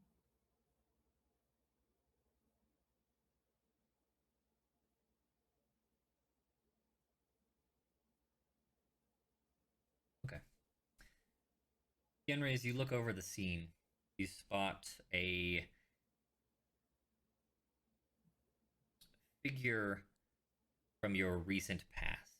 The kind bird folk who you had befriended, who was part of the band back home. Oh, yeah.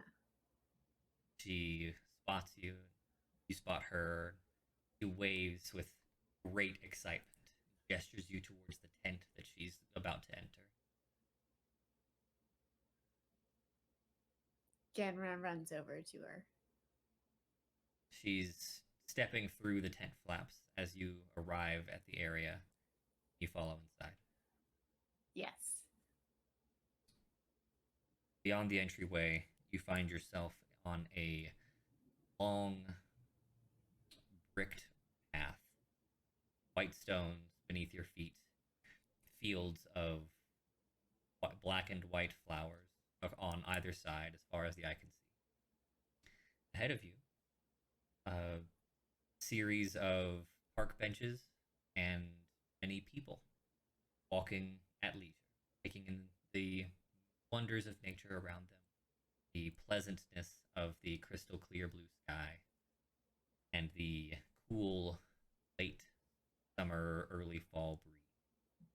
There's chatter, merriment, calm, peaceful park walk. Your friend is at a bench, maybe 200 feet ahead of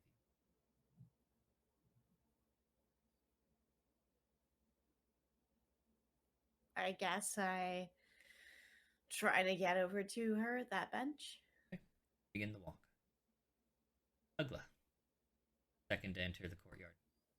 Roll a D27.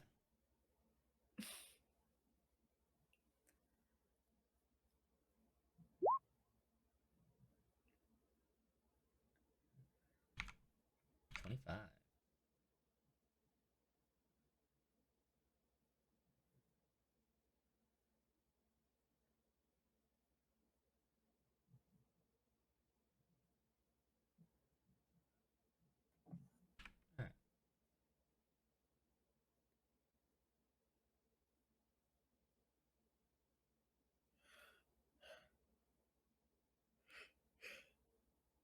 All right.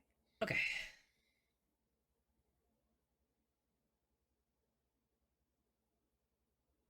Ugla, as you enter the courtyard, you take in the sights, look over the lovely foods, scents in the air, and at first you're distracted by the juggling. See the small children, and the joy on their faces just instantly warms your heart. And then more surprising, you're taken with the simpler scene. A small park bench next to a tent where is seated a pair of elderly uh, gallus, like a peacock and a peahen, sitting next to each other, reading a pair of very colorful tomes, books. You walk over, a simplicity calling to you amongst all the fanfare. The peacock, the older man, up and looks back down on his book, gestures you inside a nearby tent. I think, sir, this is the one for you. Okay. Thank you for having me. And he'll follow his directions. Inside the tent, you see a long series of bookshelves, all empty. Not a single book in sight. But in the center of the tent is a singular, comfortable looking chair. There are no people, nothing's going on. Pleasant, quiet, just a little warm. Perfect atmosphere for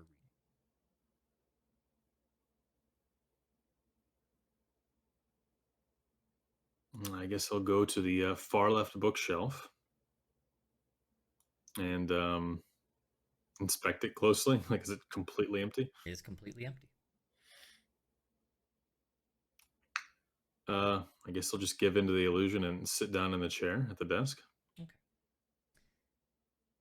Lycus, are you awake? Yes. Good. Roll a d27. 2. Opposite side from Ugla. And cover all bases. Good, good. As long as no one rolls 5, I don't have to give out anything spectacular. Lycus, you're looking for something new and exciting.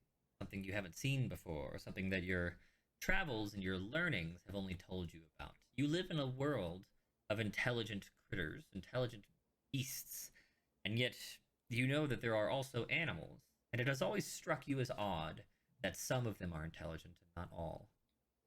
And you wonder, which ones aren't intelligent? What haven't you seen? And as you enter the courtyard and take in the white cauldron, sense and the sounds and the smells, a pair of young children, they look to be a pair of gerbines. They're quite small. Walk up to you in circus performer uniform or garb. They're in the blacks and white. They walk up to you, just look up and give that soft child smile, and then the things get a little too shining-y, and they just take your hands. Things get a little too shiny. Shining-y, as in The Shining movie. Oh, okay. They take your hands and begin to gently walk you through the courtyard. The one on the right just kind of starts rambling a story. It's a man who grew up in the north, but lost his way in the west and couldn't find what he was supposed to be, and what he was supposed to be tried to find him, but was waylaid and sent elsewhere. And the left one, the little girl, asks you why only one of your hands is special. Before you can answer, they push you into a small tent, and you find yourself among a menagerie, a large tent space, one of the largest tents in the circus. It must be, as there are habitat upon habitat of non-intelligent creatures, more than you ever imagined could have than possible within a world where most of them, as far as you know, were intelligent. Rezek, Huh. roll that d27. Hope to get a 5. 7. Chucky darn. Close but no cigar.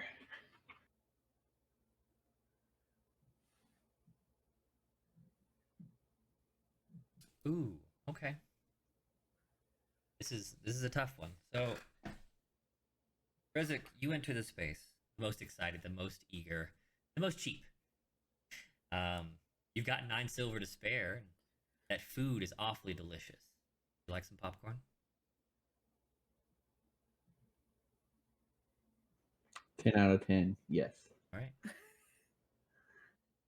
As you approach, one of the like roaming acts has kind of rotated your way. There's a pair of fire breathers that are like spinning all sorts of what must be magical as the fire changes colors. It takes on impossible shapes. It works at angles when, of course, fire is in curves. And as they like blow a fiery gateway to, like even further mystify your entrance to the popcorn booth.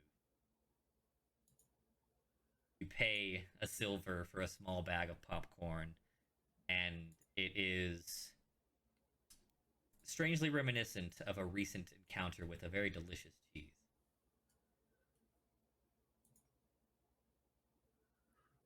It doesn't require any saves. It's just that the popcorn tastes like the best thing you've ever tasted. You turn around and spot a statue that wasn't there when you were walking through the courtyard before. A tall woman, entirely cast in black marble, head to toe, no features that are not midnight blacks. Her gaze, which seems to cast over the crowd, but look upon you, captures your attention. You find yourself slowly walking towards her, looking upon her, wrapped with your eyes lost in her. You have to break yourself away to figure out what's tapping on your shoulder. It's her. You were so locked within her eyes that you didn't notice her arm move. She's got a small white rose that she's pinning to your leathers. She smiles. See the perfect white porcelain that are her teeth. Stands up and resumes her completely statuesque form.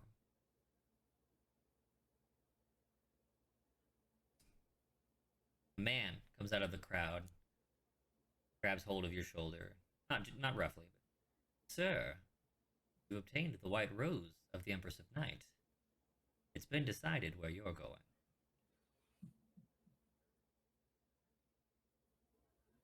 He leads you What? off towards a very small tent.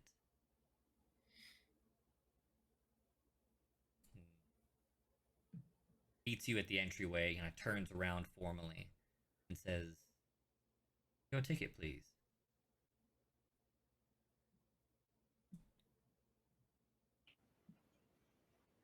What do you hand him? Boy, My nature ticket? walk's so cool. His eyes kind of gently gesture at the rose on your chest.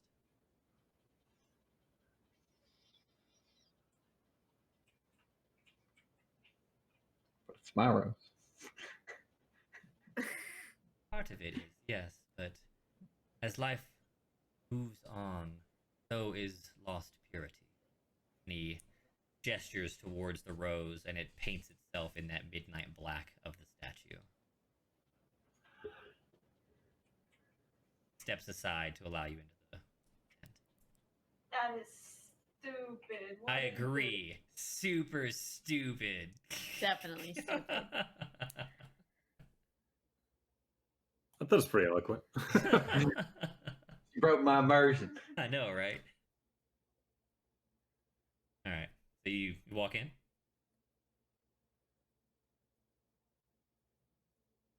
Yes.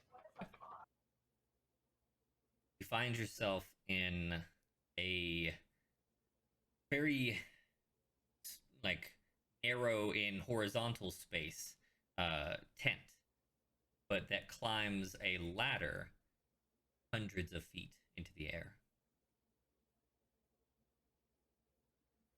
Atop the ladder, you see a platform made of clouds.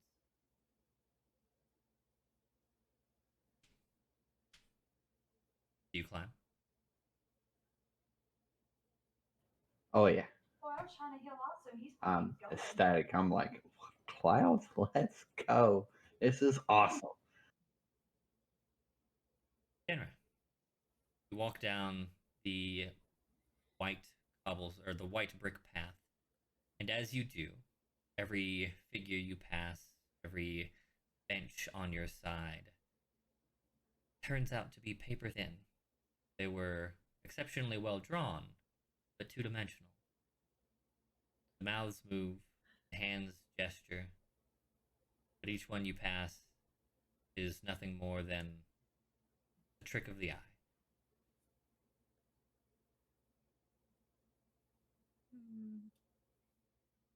She kind of feels disappointed.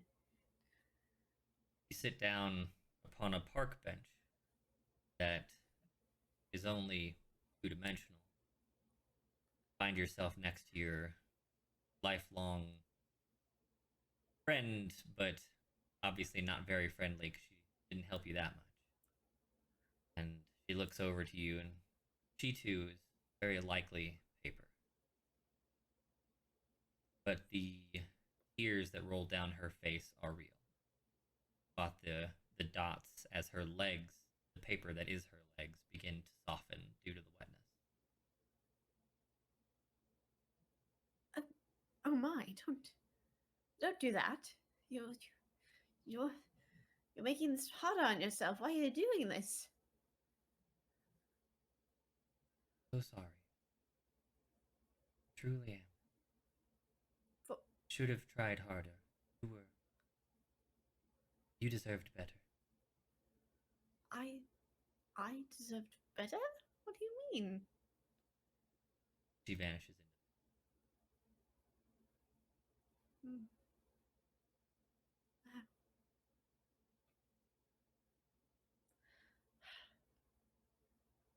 the white path and the field of flowers further on. You spot a familiar looking outline of a portly Gallus.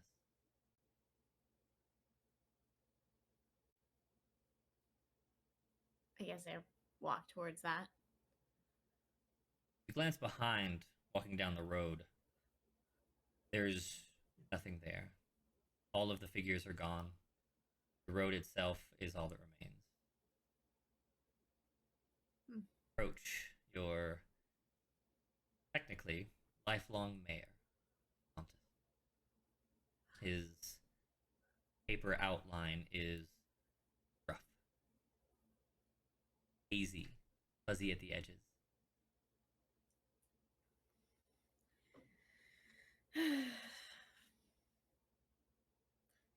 This just confirms my feelings that you were never real. Is that true, Pontus? Were you ever real? Roll intelligence.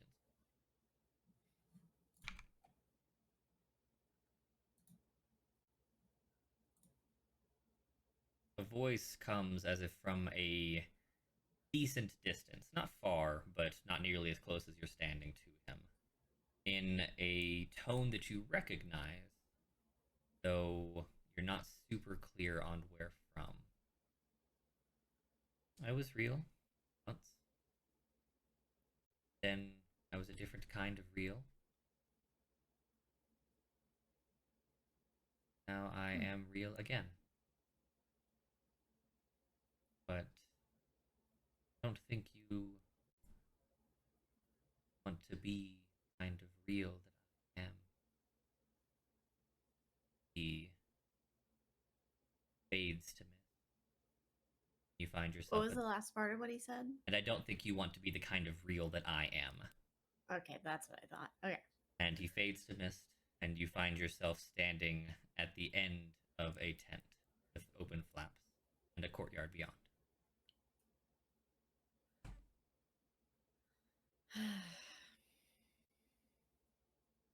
Hmm.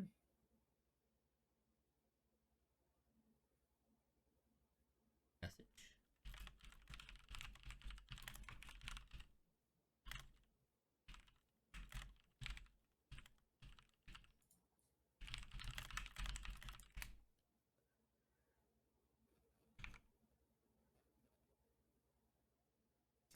All Huh. right. I know it's tiring going one by one here. Apologies. Ugla, you're second. You found yourself. Hold on. Back to this tab. Yeah. Sitting at an empty desk Yes. with empty bookshelves. No desk, just a chair. Oh, You sat in a chair.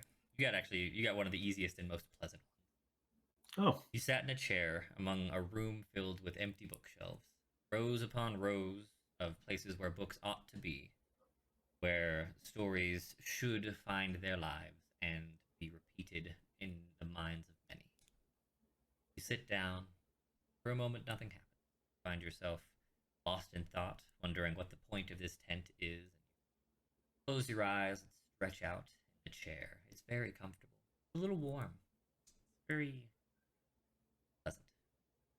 And Ugla spends the next unknown amount of time living through his favorite storybook tale as if he were the main character.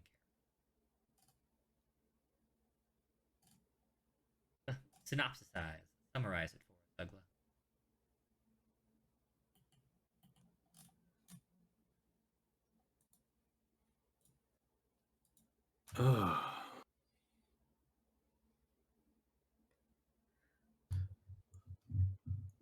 hmm. It's hard for me to think of a tale that's not a knockoff of something in our world. That's entirely acceptable. If you'd like to recount Dungeon's favorite like storybook tale. Well, it's got to be Ugla's. I agree.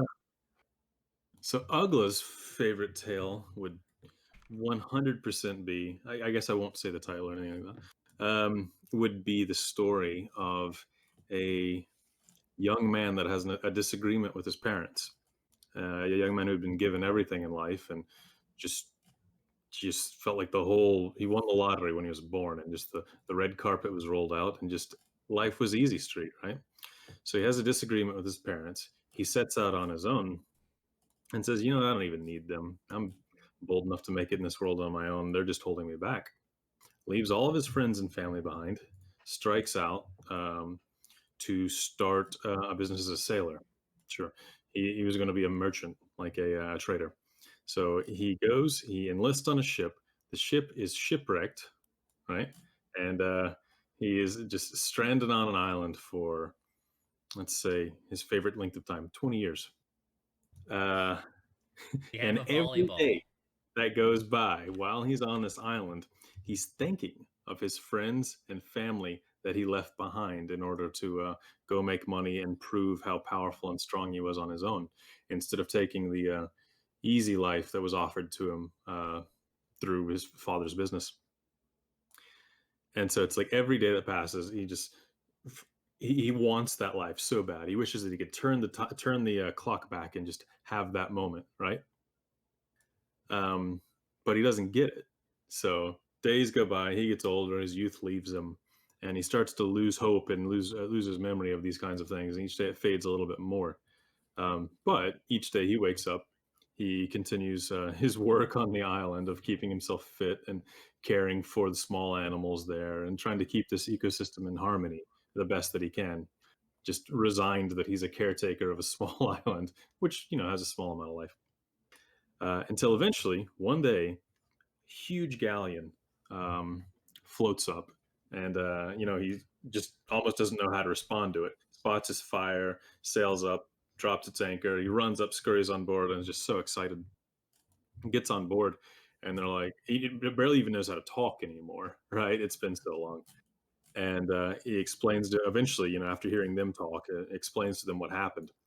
And he said, "Wow, okay, well, if you can, you don't look very strong. You're obviously you've been stranded here, but if you can, help tie some knots, rig some sails, you can continue with us. In fact, we're headed back to where you came from." So he gets back. He gets back to his home country. Goes to immediately, like because he thought about this moment for so long, just rushes back to his family's home, and and knocks on the door, and the person that answers the door he doesn't recognize at all, right? But they recognize him.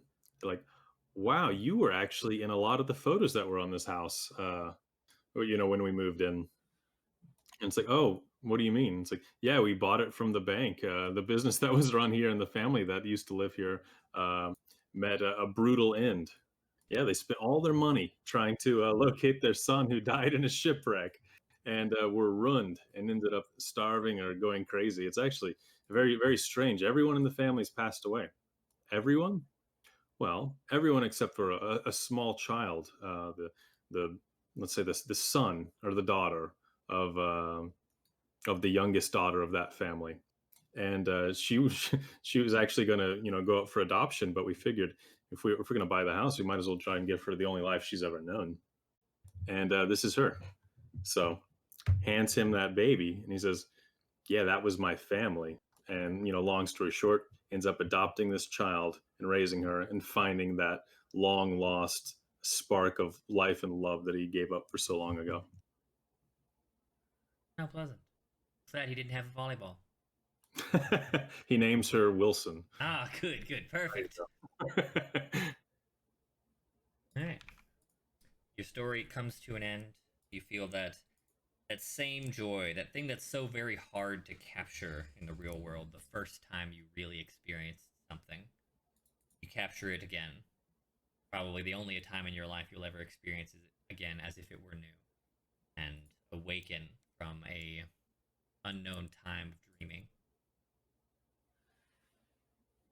You feel like your experience is over and it's time to leave. Okay, I'll stand up, walk out. The older couple that sits outside reading books, the peahen, a more plain looking woman in a simple black suit or robes, looks over and it's so nice to experience something like that, even if you only get to do it once. Yeah, that's what life is. It's a series of onces. Here we were again, twice, if just the one time.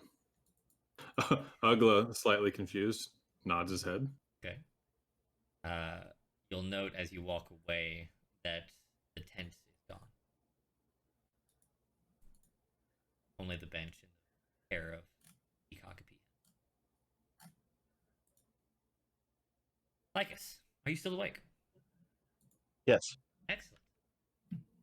Nice job remaining awake. You were headed into a menagerie. Here you see a show just begun, maybe moments before you entered, and they are doing some sort of crazy act with many big cats. There are huge tigers and lions, not bears, not oh my. There's even one of the ones that you now expect to be Roland. The large cat with the big horns on its forehead. And they are participating in some sort of amazing acrobatic show.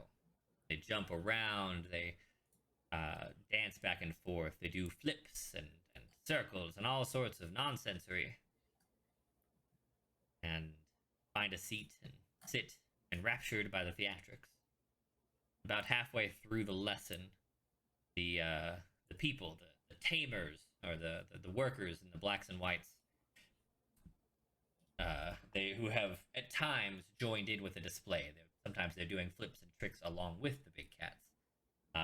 and then they start like doing this like backflip routine around the circle where the cats are in the center, standing on these big podiums, looking regal, and they're flipping and flipping and flipping and flipping and flipping and flipping, and then they flip to the side, like the opposite sides from you, so like at to your left and right, hit a trampoline and leap into the air through these big flaming wheels and do many more flips. And as they do, you can see that their black and white uniform falls away, and they land atop the now empty podiums with without uniforms, standing in what would be technically nudity here in this kind of world, as the big cats, now uniformed in blacks and whites, take up their fallen tools and continue the performance. Huh. The act continues. They roll about and jump through things. More animals come and leave and swap places when you didn't think they might. You even spot a couple that you have seen before. There's a wolf or other creatures that you might have spotted within the wood that you know to be unintelligent beasts that are not counted among the humble folk, as they stand on hind legs and don the blacks and whites of a uniform, as Kosher gets fed soup like an invalid. And the act itself tells a drawn out story if you are of the artistic mind to comprehend it. Roll insight.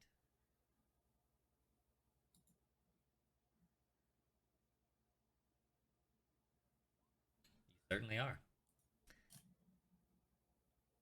By the end of the act, you are feeling as though you've had some sort of epiphany or revelation. And it might not stick with you, as many epiphanies and revelations do. Realize something profound and then find ourselves drawn back to standard or reality. But for just this moment, maybe just while you're here at the circus, you are 100% certain that there are no unintelligent beasts.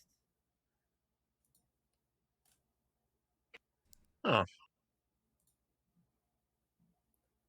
The act ends. The people begin to file out. Performers, all walking upright and wearing uniforms, make their way into the back of the tent. Man on a ladder. You climb with great fervor towards the clouds. It was hundreds of feet. You were pretty sure it would take you a while, but you arrive in no time, as if the wind lifted you up, and the ladder was a mere 10 feet tall. You step out amongst the platform of clouds. It looks solid enough, and there are other people here. They're not on your platform, they're further up, and you're not sure how they got there, but they're standing on cloud-shaped platforms. You step out boldly, knowing you could glide down if you had to. The cloud is solid. Not hard, but standable. Springy, in fact. You might even say you could jump out. Maybe that's how they got up there.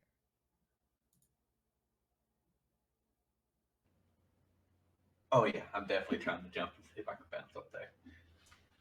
In a world without trampolines, you experience the marvel that is a trampoline-like surface. You bounce into the air and feel a light gust of wind from below, as if it is aiding you and lifting you up higher. You bounce around from platform to platform, following the people, doing tricks, having fun. Really just a simple time of enjoyment and pleasure. Some of them look like they've done this before, and they're doing complex flips and turning patterns. And after a few bounces, and again, knowing you've got wings, you try it yourself, and probably the funnest thing you've ever done in your life. Finally, you reach what looks to be the topmost platform, and you've passed several people, and nobody else seems to be coming this way. You reach that top platform, and there's nowhere else to go, and you let your bouncing fade a little, and there's a wall here, a door in that wall. You could certainly glide down.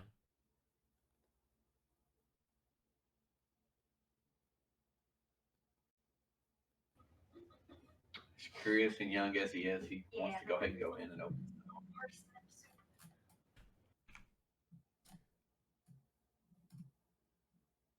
You open the door and close the door behind yourself, not really recalling having stepped through. Find yourself in a long corridor of made of simple wood on all sides. The door you closed behind you was a simple brown wood, and the door in front of you, maybe 15 feet away, is also simple and brown. The only real details here is that from the ceiling, hanging by strings of infinitely varying lengths, all different shapes and sizes, cottons and yarns, small thread counts and large, are small strips of ribboned paper. They loosely curl at the end of a long string of yarn. Some of them are too high to be within reach, and some of them just barely brush the floor. It would be nigh impossible to navigate the corridor without touching them. Not that they look particularly dangerous.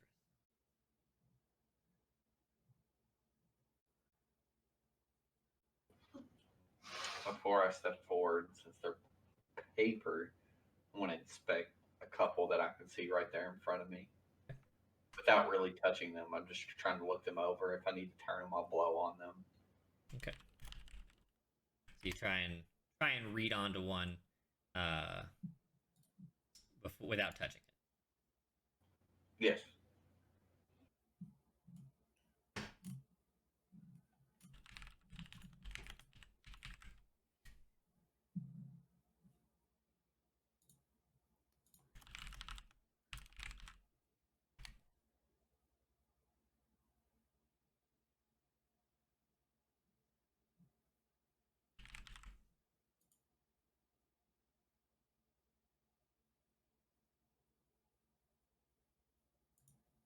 Find this. I don't have to actually go pull it out of my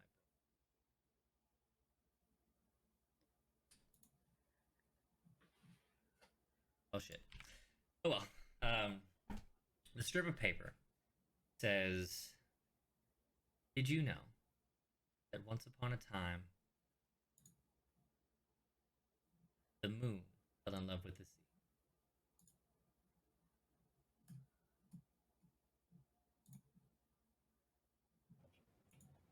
Okay. What do you do?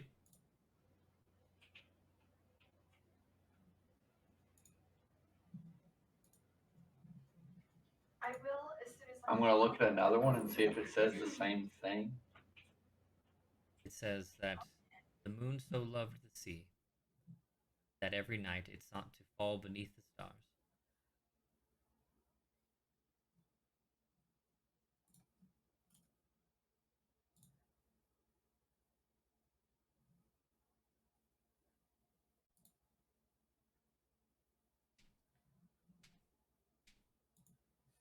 As he notices that they're all, or that he's noticed those are different, he isn't just going to ignore them. He's going to go through and see the ones that he can see, I guess. If that isn't too much trouble for you, if it is. Not at all. The story goes that did you know that once upon a time the moon fell in love with the sea? The moon so loved the sea that it sought to fall beneath the stars at the end of each night. The stars were fraught with fright that the moon would one day fall from the sky into the sea that it so beloved. They conspired, the council of owls, to thwart the moon, desire. The owls thought, if the only thing that would keep the world safe for the moon falling from the sky was the loss of its love, we must remove the object of its affection. So the council of owls sent the messenger, king of the owls, to find the heart of the sea, take it from its breast. Without its heart, the sea shattered, 1,000 lakes amongst the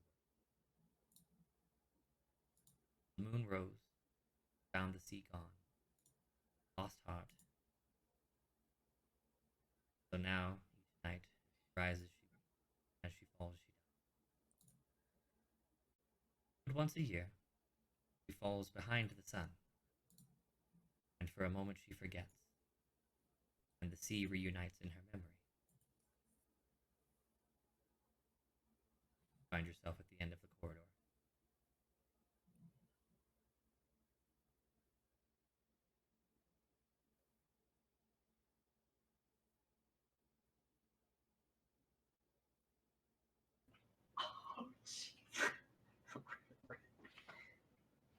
Oh, jeez. Resk is baffled by this. He's kind of utterly in shock and The only one that confused. could be Ash. So he just kind of She's so dead. meanders through the door. The other side of the door, and not really recalling the passage, find yourself standing in an open space on a small wooden plank attached to a bare wall where once a door lived. You stand at an infinite sky above you, open, stars, but moonless, well lit, without its primary point, and below you, the soft waves of an infinite sea. Nowhere to go.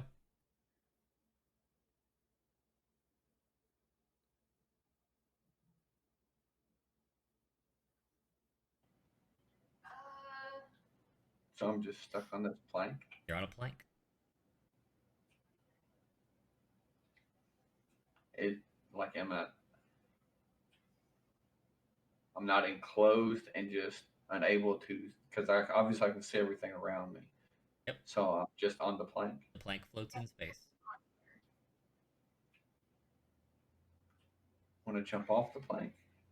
Do you glide or are you diving into the sea? Could I glide? There's nothing else there, right? Because it's an infinite sea. Agreed.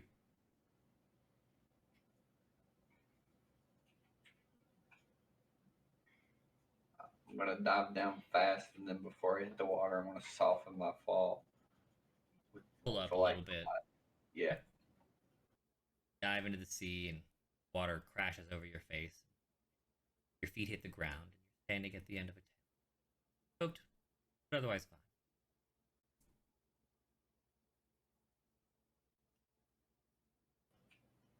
I look around and am I just underwater or? No, you're standing inside of a tent. Don't be silly. Don't be silly, he says. I look around to see what is going on. Do I still have my black rose? You're still wearing your black rose. You're just a little wet. And you're at the exit of a tent. You look out upon the courtyard. The fires, the smells, it's all there. Okay. Go. That wasn't cash money. I'm at the exit, but what else is in the tent? Is the ladder still there? Nope, there's nothing in the tent. Just a narrow Nothing. tent. I've been bamboozled. Oh, she died again. He walks out of the tent, kind of confused and a little, I guess, because he doesn't really remember it all. I guess, right? Or is it? Oh, no, It's you- super hazy? No, it's perfectly vivid within your memory. Okay. You piece of shite. You So he piece walks of shite. out.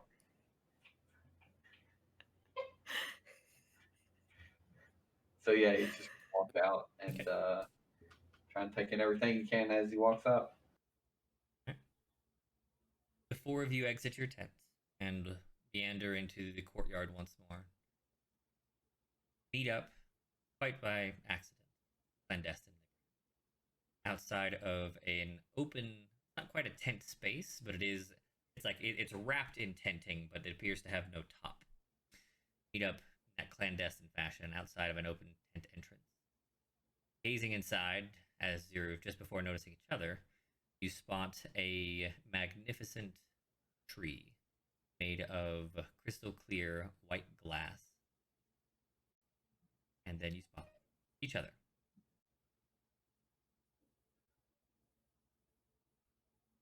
Is that really you guys? Can you hear me? Who? Yes, I can. Okay. Is this real?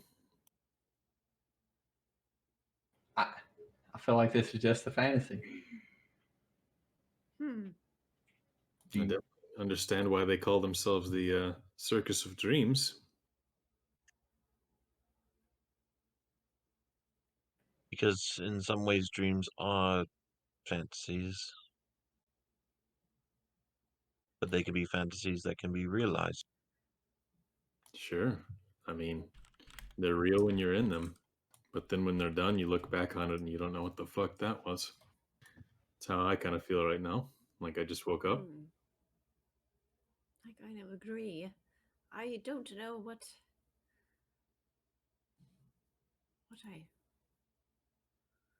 I don't really remember. Hmm.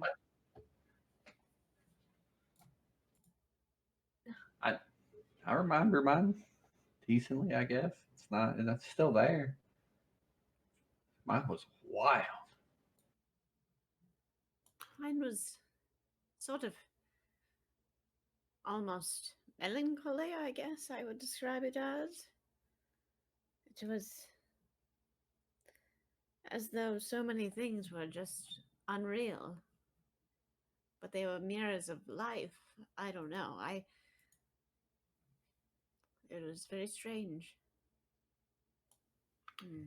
I got to relive my favorite childhood tale that my grandmother used to tell me. Oh, Except, yeah, it was me in the starring role, I guess. huh. It's kind of fun. I mean, that's how it's always gone in my head, though. So, Hmm. like, I don't know, like that tale come to life, I suppose. Mine, I don't. Mine's so confusing. I was on clouds. I was bouncing on them. Came to this door. There's like these strips of paper with stuff written on them. Something about the moon and the ocean. And then when I left there, after I read all the strips of paper, I was on a plane. Just a plane. Made it. Just chilling there. I don't. It was like it was just existing there. I don't know. So and then below me was the ocean. I couldn't see anything else. So I just dove down into the ocean. What we're experiencing definitely seems a little random. Hmm. Maybe we It can does talk to indeed.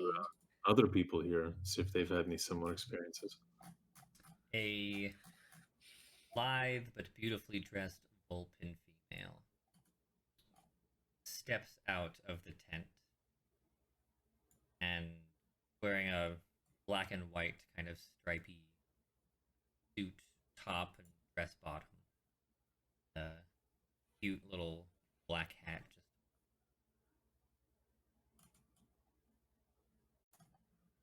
he gestures widely. They didn't call it dreams for nothing. I think the four of you have just one more. He steps back and opens the way into the tent with the glass tree. The wishing tree. Just before dawn. Got a little time left.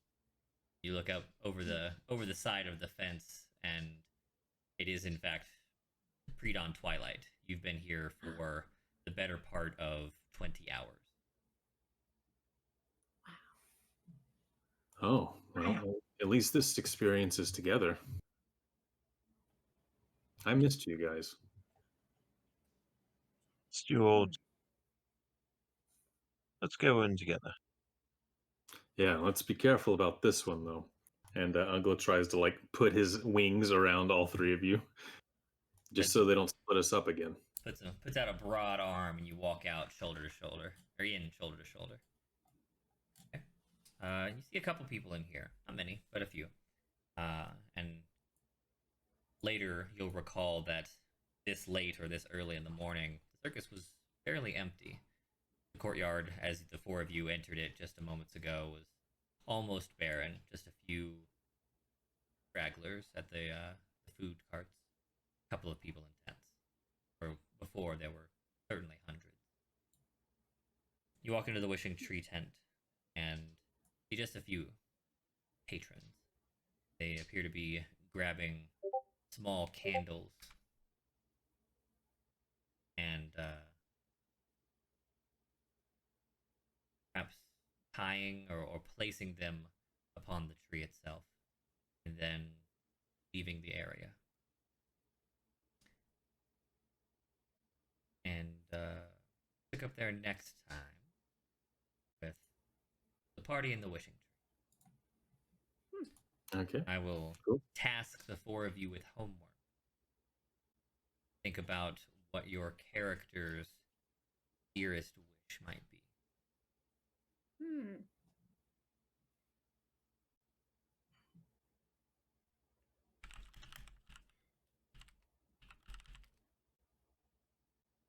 Okay?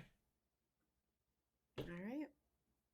Those of you out there on the internet who've stuck it out and checking it in and all that goodness, if you enjoyed the imagery of today, I would invite you to